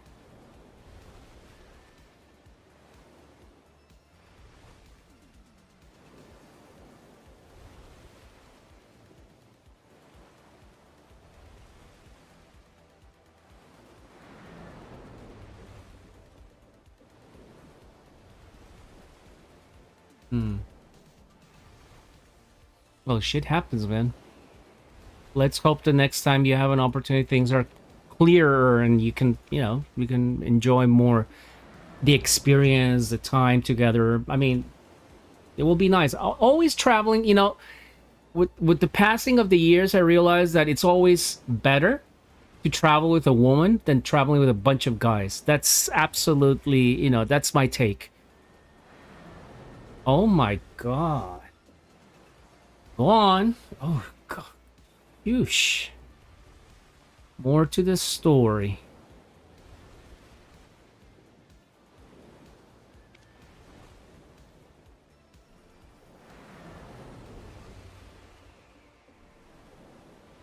Okay. Do you have your fun? Boys are boys. Yeah, you're always joking and you don't have any prevention because there's no expectations. So everybody has its guards down. And yeah, but women are the best, man. I mean, women are the most interesting thing that can happen to a guy. That's my take. I like hanging out with the boys from time to time, but if possible, I want to always be with my woman. Period. That's me. It just, it's just better, man. And if you find the right woman, good sense of humor, good communication, a lot of commonality, man, it's the best shit that can happen in your life. Boys, oh god, I'm gonna kill these guys.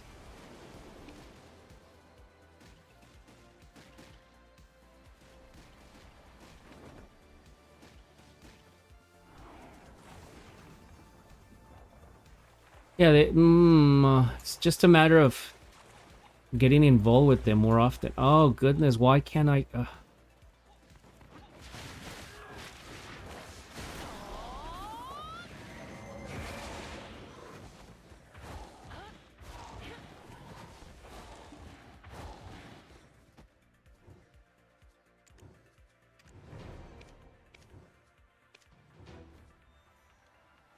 And here. That was around mid-March. Okay. Go on. We have to achieve more deals than those otters. As long as you're not an otter, we can do good.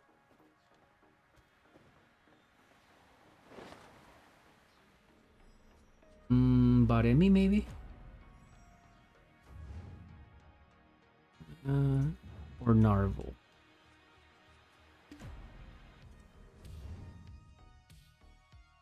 No, Baremi first.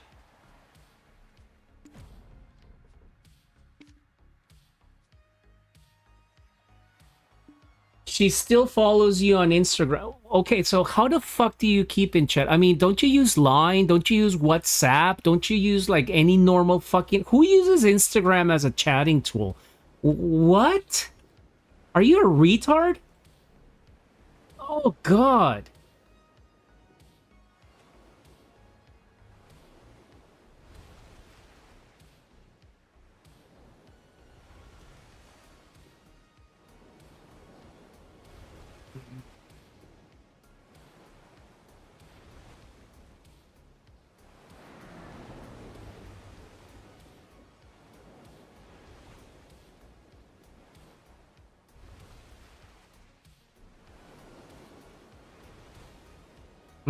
So, anyway, you thought it was over. You were ready to move on and, you know, to continue your life.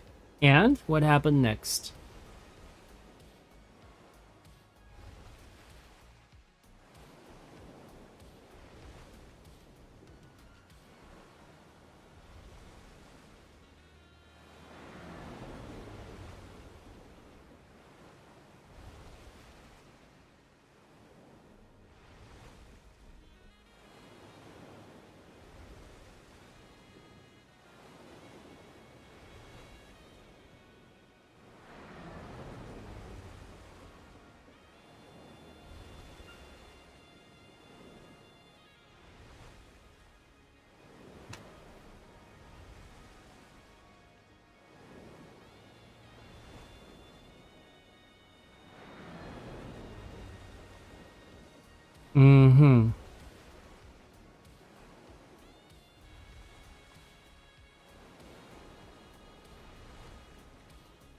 All right, that message is... So, breakup.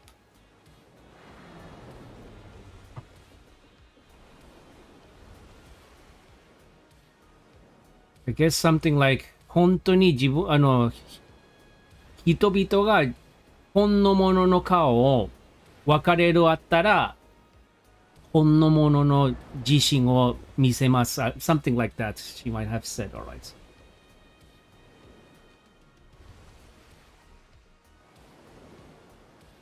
Jesus, man, today my camera is so washed out. Oh, God.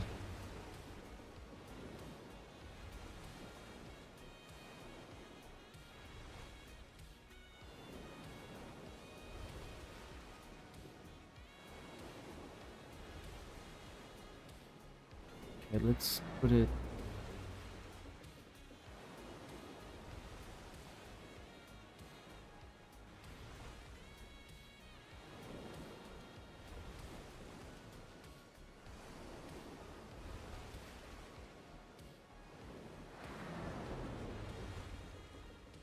No, no. If people say about breakup, it's because officially in some spectrum or in some way or another, the girl is dating somebody. That is serious shit. I mean, and if she's doing it openly, publicly, it means, yeah, she's actually dating somebody. It's not uncommon for people here, you know, having officially a boyfriend, girlfriend, but at the same time, you know, going on a tangent and, you know, get fun on the side. I mean, cheating is normal here in Japan. It is normal. It happens very often. Of course, people are going to moralize and say, "Oh, that's bad, and we shouldn't do it." But actually, it happens a lot. People cheat here a lot. The ocean is a mysterious but fascinating place.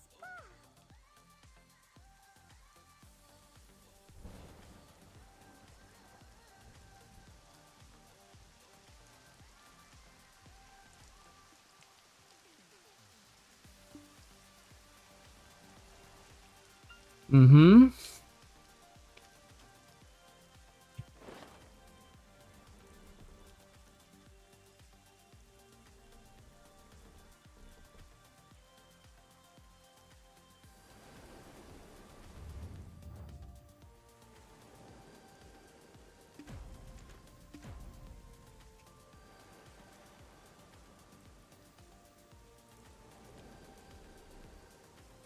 Um.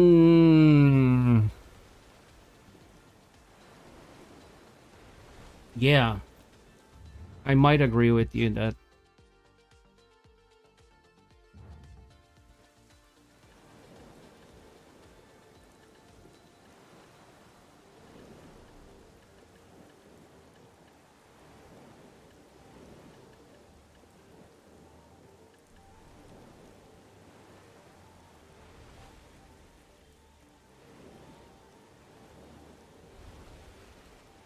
Of course.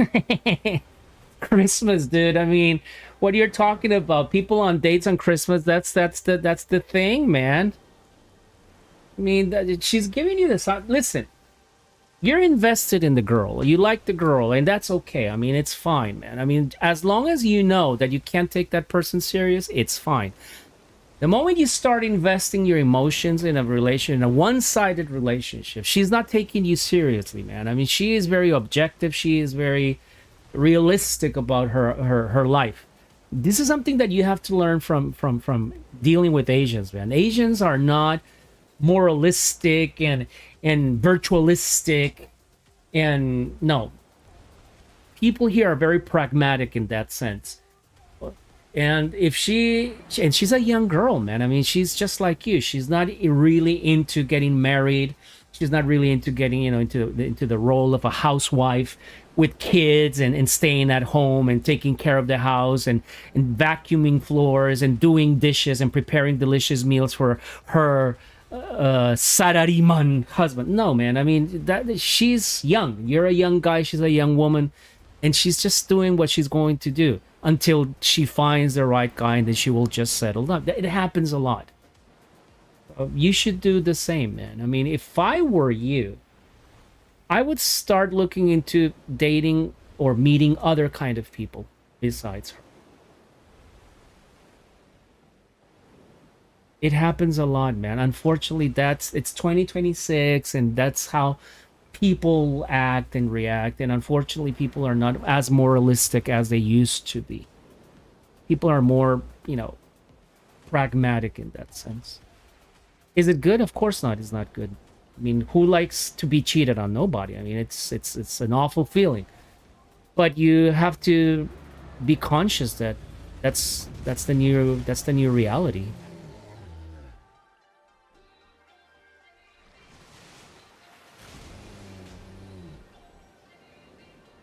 And if you feel that person is, she's giving you the signals, and yet you're trying, listen, you cannot change the girl is not going to change. You can't fix her, man. I mean, if that's so, politely keep it friendly and just move on and find another person, somebody that suits, somebody that accommodates your moral system, that accommodates your values. Do not compromise in that sense. There's nothing wrong with this lady doing what she's doing, man. I mean, no. But just move on. I mean, be polite, and next time you come back.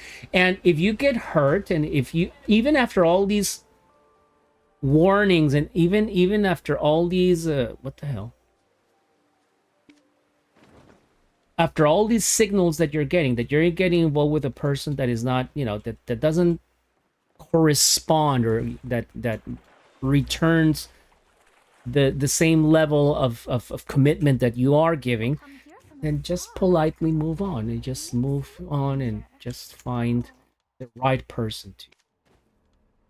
Don't pine, don't stay overthinking, assuming and thinking that you might change somebody. People don't change, especially if they have that way of acting and that way of behaving.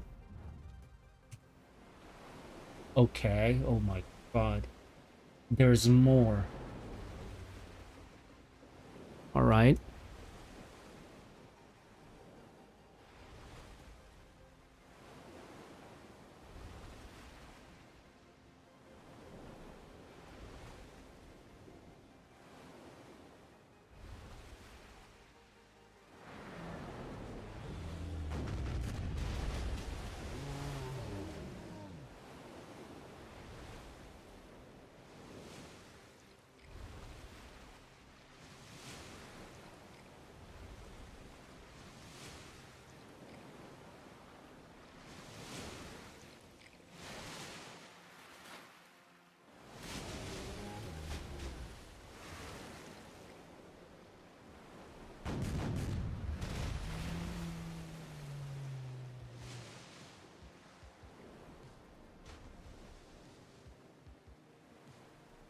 Okay, go on.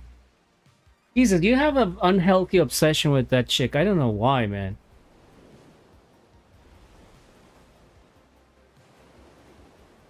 Uh-huh.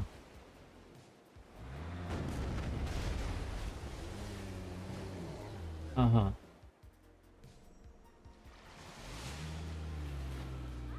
You don't interact with her, but you look like you're fucking suffering with this relationship. Anyway, go on. So what happened? So she sent you a story and happy birthday and yada yada yada. And what happened, dude?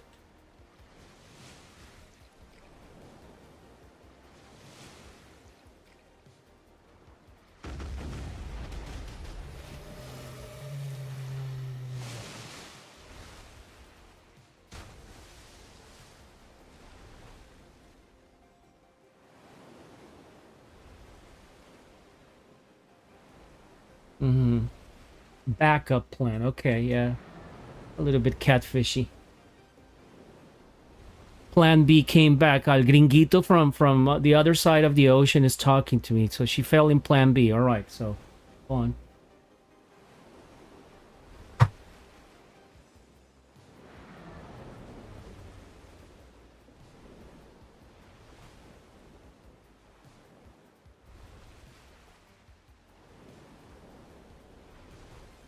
They want friends from her. I mean, they want access to the friends that she has. Okay, so they're pushing you to keep that relationship open so that she can bring her acquaintances into a multi-dating activity or a. I see. I get it. Man, your friends are fucking losers, man. They should get their own pussy. What are you talking about, man?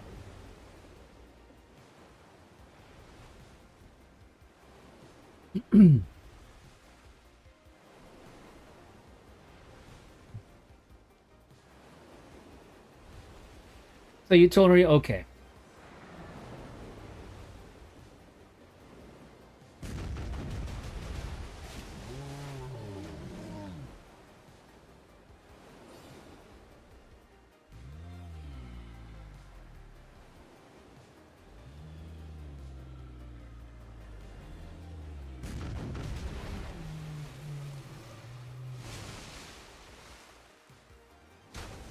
Entonces tenemos que, yeah, that's a very typical Spanish sentence, like, oh, really, you're coming in August, so then we should meet. Yeah, yeah, take it lightly, take it with a pinch of salt, man. Doesn't really mean anything. Just have fun if you meet her again. That would be my take.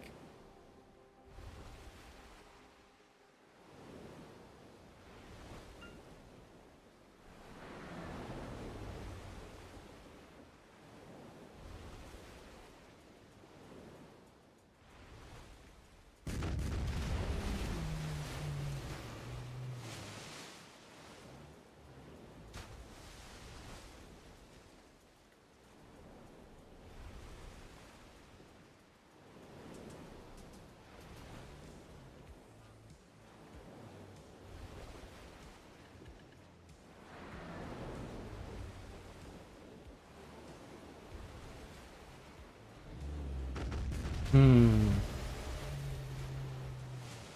Anyway, all is good, man. If it ends well.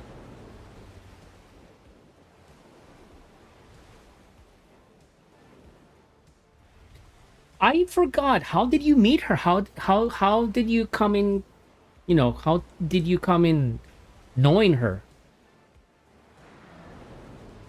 How I mean, how the hell did it happen? A nightclub. So you went to a nightclub with a bunch of dudes. You were in a fucking sausage fest. First of all, who goes to a nightclub with a bunch of dudes? Like what? Anyway, you go to a nightclub with a bunch of dudes. And then you see this little girl, and then what? Did she come? I don't think she came to you. I don't think that she said, "Hi, let me talk to you." No, because generally women here in Japan don't do that.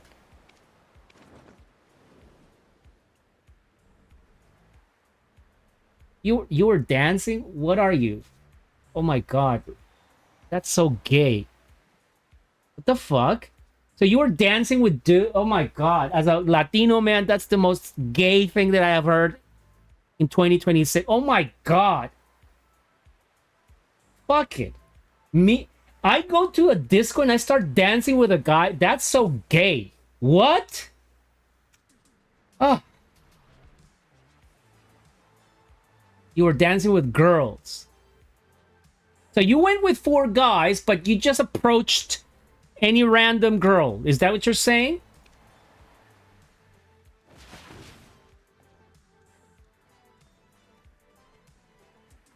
Kind of.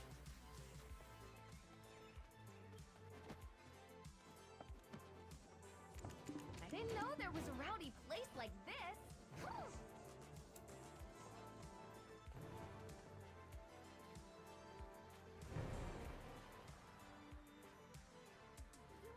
Whoever was vibing with you. So you're telling me that there was you were just enjoying the vibe, you're enjoying the night, you were just, I don't know, you're drinking and then maybe you were dancing alone and then some random chick next to you was also kind of moving and then she made eye contact with you and then you started like ha ha ha smiling like a dork, like a fucking idiot, and then both of you kind of ended up like dancing together and then like that.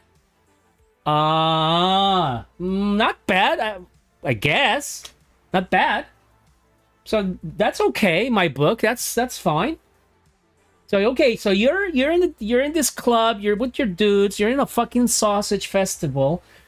You're drinking your drink. You're having fun. You're just I like this song. So you start you start dancing and moving and whatnot. And then you turn on you not turn on you just move your head and you happen to see somebody next to you and there's this cute Japanese girl random and you start smiling like a fucking baboon and then she like awkwardly smiled back to you because oh look at me, there's a gaijin and we can kind of move together, but that's it. So you did that a couple of times, rinse and repeat, and then suddenly you met this Peruvian Japanese chick, right? So you did that like a couple of times. 1 Japanese, 2 Japanese, 3 Japanese, little Indians, something like that. 4 Japanese, 5 Japanese, 6 Japanese, little Indians, and then boom, you landed into this chick, this catfishy girl, and then she started talking to you in Spanish, and you're like, oh, what the fuck? I speak Spanish, dude. Hola, cómo estás? Me llamo Catfishy. And the Japanese chick like huh? Like the cat from the meme, huh? Huh? So you started talking with her like that, right? Got it. Okay. And that's how you met your mom. Sorry. That's how you met. Yeah, I got it. Okay. Not bad. So yeah, you're not such an idiot. I thought you were dorky. No, I have to not. But you're still pukey. Pukey, yes. Dorky, no, you're not. Okay, but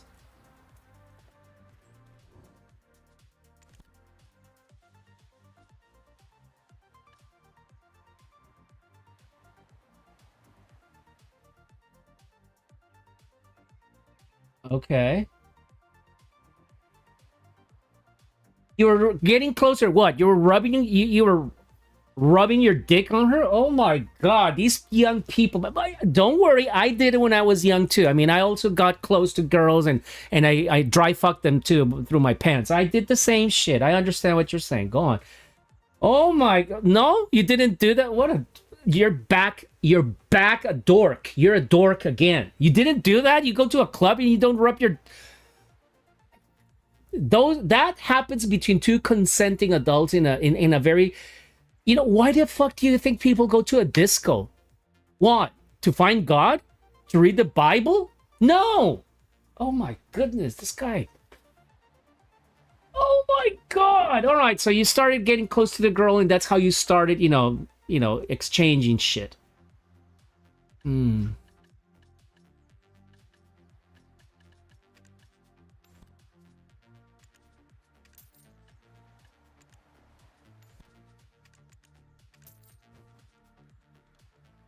Oh. Okay. Yeah, maybe she's Latina, but still kisses in first setup, yeah, but you know what? You did the right thing. I mean, you prove her that you have balls. That's good. Actually, you know what? Props to you. Chapeau, mate. Yes. Yes. Now we're talking. Man, I'm listening to you and I feel like I'm talking with a 12-year-old fucking moron. No, okay, you did good. That's good. I mean, you at least you showed your ballsy. That's good. That's really good. If you want to get on a ship, you can register through me. I'm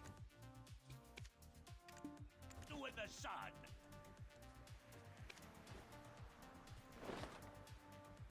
So got it. So yeah, that was a good start. That's interesting. Not bad, man. Not bad at all. However, as I said, I mean, I think that the girl, you shouldn't take it seriously. I mean, don't get too much obsessed. If I were you, I would do the same procedure next time.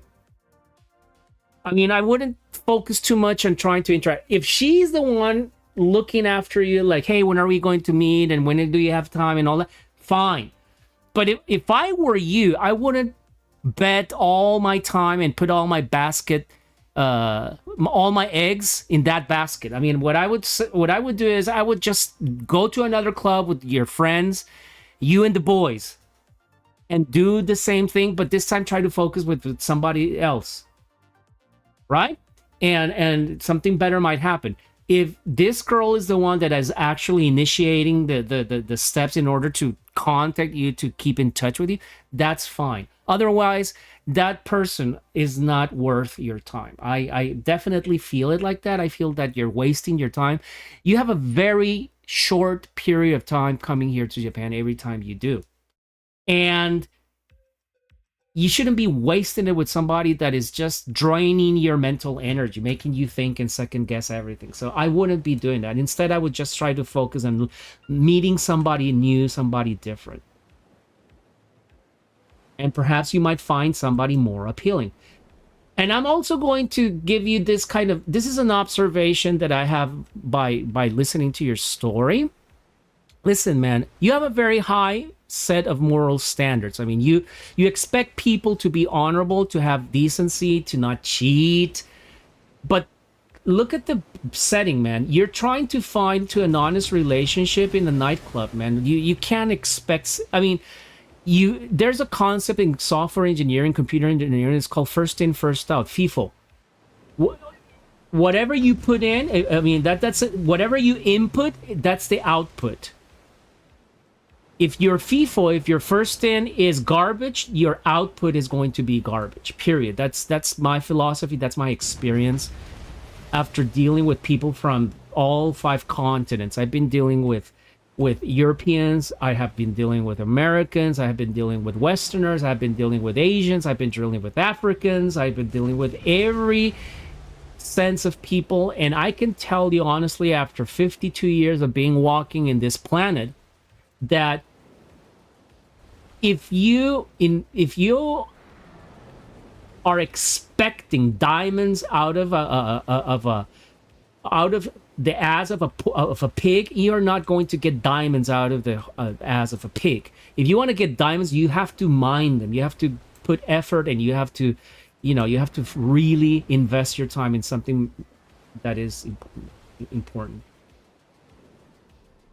So, and now we go to this part. You say, I'm not looking into anything serious, but you're creating unnecessary drama.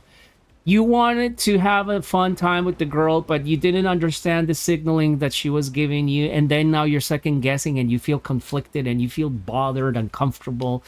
Man, just let it go, man. I mean, just let it go. If it's not seriously, then don't overthink about that. Don't overthink about that. Just move on.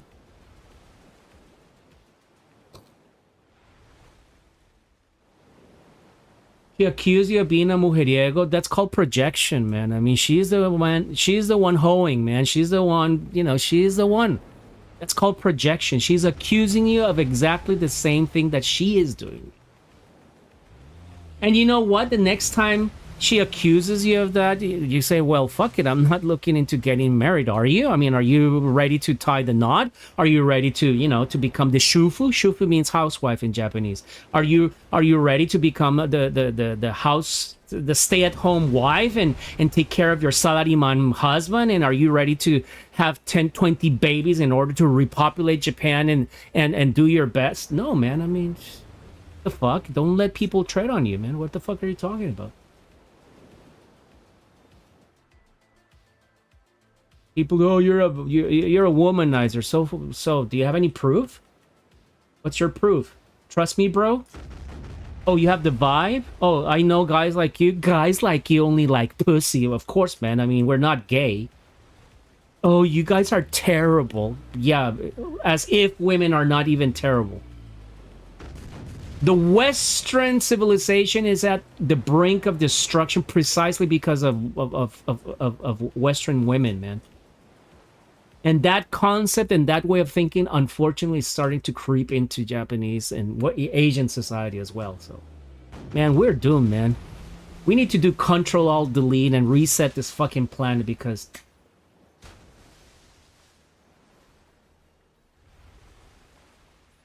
Yeah.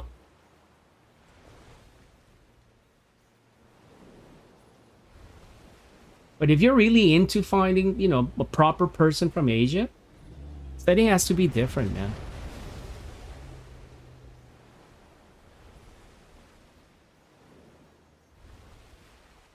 You should find people with commonality with you. So my advice is, instead of trying to go to a nightclub and try to bang somebody, man, join groups. There are plenty of groups here, photography groups, gaming groups, people that like, I don't know, League of Legends, or I don't know, what games are you into right now? Or if you're not into it, then you should join somebody or a group of people that are similar in what you are doing as a professional. I don't know. And there you can start developing a new relationship, but stop looking into something serious in a fucking nightclub, man. If you're going to a nightclub and if you're not serious, then take it as face value. That's it. I'm not telling you to be a monk. No, man. I mean, I'm just saying, I'm just telling you that if you don't want to end up hurting yourself and overthinking your life, then you should try to choose better where you're looking for into people, man.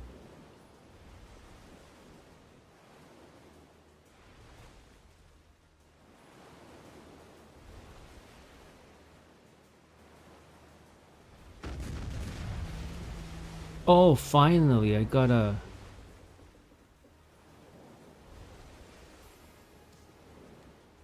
spy.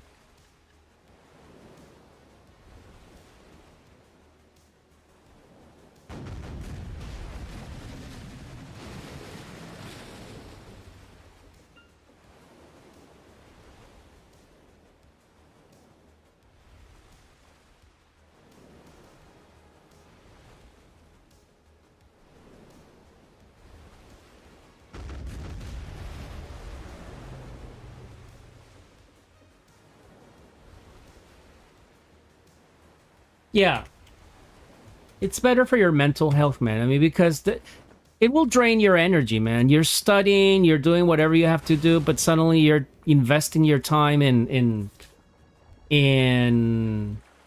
things that you don't need to, man. I mean,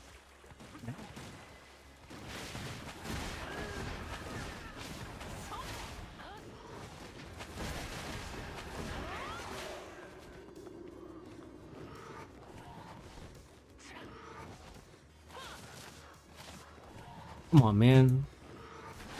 What?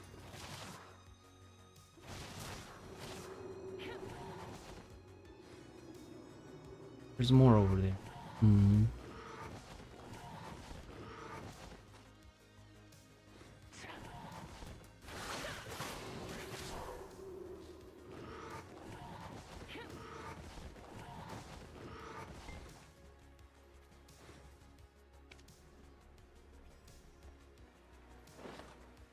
That's anyway. That's not bad, man. I mean, still. So yeah, don't take the chick seriously. I mean, she's not She's not into. I've heard stories like this over and over again, and my advice is don't take people seriously.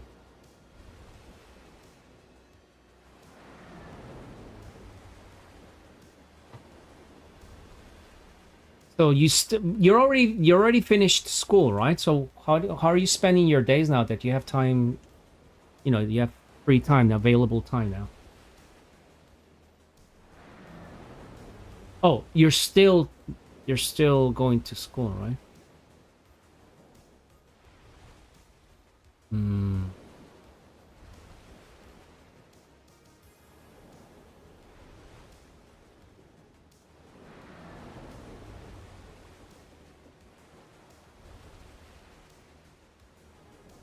Oh, well, it sounds good, man. I mean, I wish I'd be 30 years younger and restart life again. People keep saying that. I wish I wouldn't do this mistake or doing that, but definitely, I have a healthy envy towards you in that sense because you're experiencing a lot of stuff that I wish I could do again, just for the fun of it, just for the sake of it. So, you know where you should go, man. If you know what you should do. Well, in cat, if you have extra 4 days, we should go to Korea. 4 days, 3 days, as a side trip, man. Korea is a banger, man. Yeah, that would be a fucking banger. That, yeah, that's a fucking bang. I mean, Japan is nice and all. It's a great country. I love it in it, but Japan, I mean, sorry, Korea. It's really good, man. Maybe in December. All right. Oh, you're planning. Why the fuck are you coming? Why are you coming to Asia so often, man? I mean,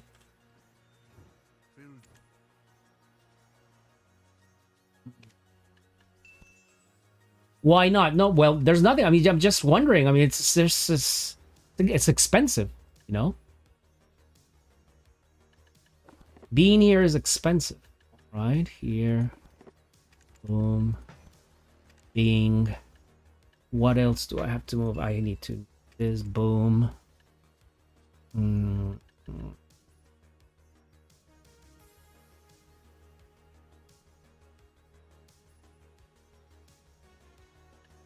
You're coming to Japan, all right?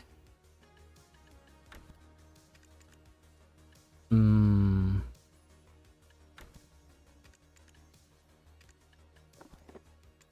Or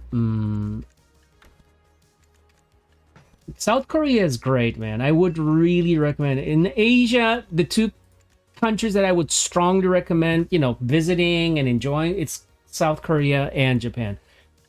I don't know what to say about other countries. I mean, I know Hong Kong, of course. I've been to Hong Kong, but I've been there so many times, and the city has changed. It became just another Chinese city, and I wouldn't recommend it anymore.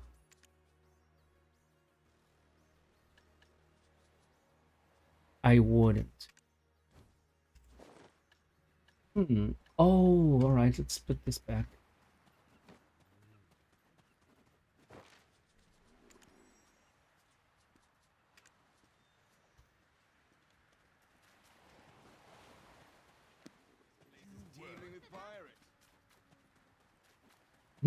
China, man, China's complicated at the moment, especially with the situation, Mrs. Pashy's love political has been enough situation for that they quite a have few right days. now. How do you like it?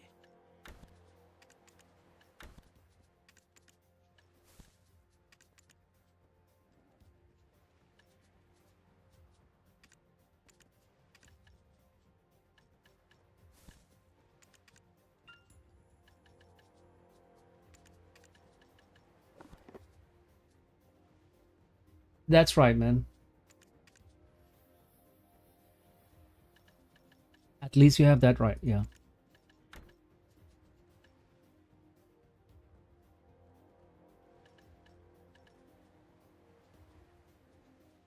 Is this? This is bottle of seawater. I can put this in Kepler. Okay.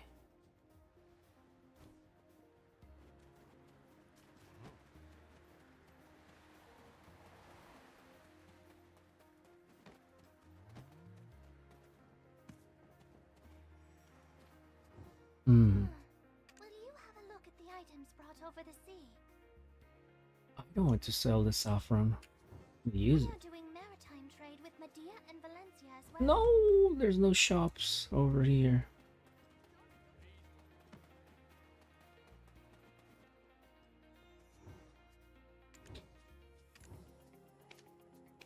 Okay, so you say that you visit your friends here, right?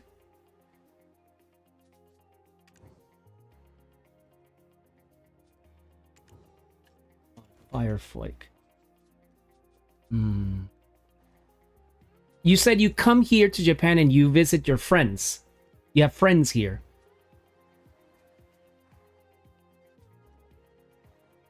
Male friends, boy, guys that are your friends.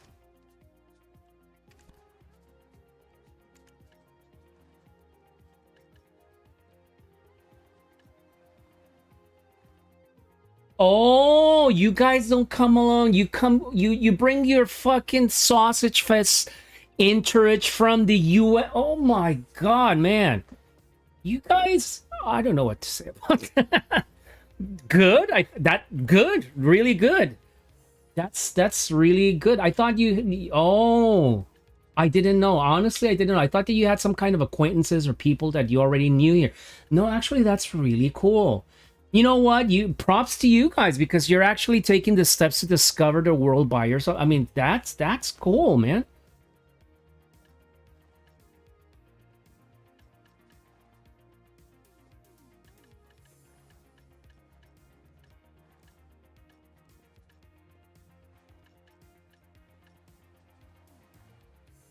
Oh, I got it. So this time in August, you're gonna come with your friends from the United States, right?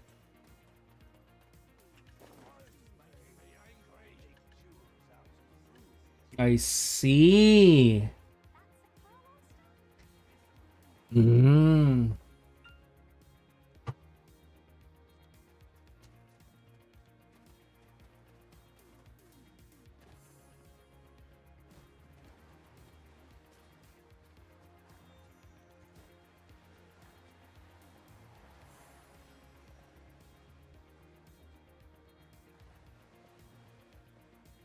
Well, I'll try. I'll try. But you guys, this is the thing. You guys are doing the typical touristy thing. I mean, you're going to big cities. You guys are going to big cities all the time, and you're still looking into Japan. In my opinion, in a very shallow way. That's kind of the vision of what most people do when they come to Japan, and I think that it's quite wasteful, honestly. I mean, yeah, of course, indeed. Tokyo is a great metropolis. It's a great city. It has a lot of things to offer. It's night life. It's interesting. It's not the best. I mean, if you really want to go crazy partying, Tokyo is not the place. I mean, you're doing it wrong. You're wasting your time looking into Japan in the wrong way from the wrong optics. My opinion, after living here for 20 years, and my advice to people that comes to Japan to see and discover the country, you shouldn't go to the touristy areas. You should start hanging out where the locals go, and then you will understand the mindset of the local people. You see, there goes your question. You're thinking about partying, and I understand you're in the age. I mean, you're in the age. You want to party, you want to have fun, you just want to steam off, and that's cool. But Japan is not a country for partying. It's a very rich, historically rich, and culturally rich country. So you come here not to party. You come here to learn about the culture. If you want to party and you want to get wasted, you want to get punani all the time, you go to Brazil, you go to Colombia, you go to Mexico. You're gonna stick your dick every day and 24/7 with a different girl, you go to those countries. You can choose. You can choose blacks, blondes, brunettes. You can play. All the spectrum are there, man. You can choose whatever you want, like a menu, and that's fine. But if you come to a country like Japan and you're still with the mindset that you want to party, that's the wrong approach because you're wasting your time. The right question is, what interesting places can we see in Japan? And there's a fucking shit ton of places. and cultural things that you can do. Have you ever been into a hot spring? I guess not. A real hot spring. Have you ever taken a trip all the way to the mountains and entered into a hot spring? Guess not. Have you experienced the setting of staying in a hot spring eating kaiseki ryori, which means Japanese style cuisine at that place? No. So you see, you haven't experienced that. Have you gone to wonderful, beautiful landscapes that you cannot find easily anywhere? Have you ever gone stargazing at very specific place all around Kanto area or Chubu area? You see, no, because you're always looking into going just to the clubbing part or to Ueno Park or Omotesando, and then you go to Harajuku, and then you move on to Shibuya. Yeah, that's kind of what you see in the Hollywood movies, but you're missing out. You're missing out on the true side of Japan. You see, right now hiking into Mount Fuji, they put a first of all they put a cap on the number of people that can go into Mount Fuji. Now you need a reservation, number one, and now you have to pay five times more because Mount Fuji is it's overcrowded. I mean, there's so much over tourism, and it's almost impossible to climb the mountain in peace because of all these weird people coming from all over the world doing weird shit. So yes, now you need to do a reservation. There's a cap. From this year, there's a cap. Even local Japanese people are pissed off about that, but that's because of the amount of people coming into. So there's shrines you can climb. You can climb all the way to Mount Fuji. You can spend, your time doing that. That's an interesting idea. No, not anymore. That concept is it's drifting because there's so many people, and specifically there's so many people coming from Western countries, Australia, Europe. There's a lot of Germans coming here. There's a lot of French people coming here. There's a lot of North Americans, Canadians, Americans coming here. So we're overcrowded with tourism. I say we because I'm a resident. I'm a permanent resident of Japan, and I'm also affected by that. So I would tell you, stop doing the party thing. Stop doing, the average thing. It's time for you to delve into the culture. Start looking into castles, and start looking into shrines and temples, and start going to the beautiful places that usually normal people don't go. That's where you have to start doing it. Otherwise, you're just going to waste your time. You're going to look back into this time. Oh, I went to Japan. Oh, really? Did you went to the Kamakura Buddha? Oh, what is that? Oh, what the fuck? You didn't go to the Kamakura Buddha? Oh, no, I was busy partying in Shibuya. I was busy partying in Ueno. I was busy partying in Omotesan. So people, you will come back to regret that stage. Oh, I went to Japan 4 times. Really? I guess you know Japan very well. Did you go to Hiroshima to see? Oh, no, sorry. What is that? I would look at you very weird. One time I would understand, okay, you did the touristy thing. 2 times you come here, you still haven't seen what the country has. 3 times and you're still doing the party thing. 4 times, what the fuck, man? I mean, it is expensive. 4 trips in a row coming into Japan, you can buy a car with that money. And there's temples of temples, shrines of shrines. The most famous shrine in Japan, the most famous temple in Japan is Ise Jingu. It's in Ise. It's in Mie Prefecture. It's a 2-hour drive from here, from Nagoya. It's a 6-hour drive from Tokyo. It's far. But it's an experience that you definitely will enjoy because that's one of the 3 sacred places of Japan. There is a conception, there is an idea in the mind of the Japanese that they think that when Amaterasu, the sun goddess, threw her sword into the void and it landed into this land, that's where Japan started, and it was there according to their tradition. So you haven't been there. You haven't been to Osaka, into the raw places of Osaka, not the touristy parts. You haven't been to Kyoto. You haven't been to the other side of the Japanese, or Nihonkai, the Japanese Ocean.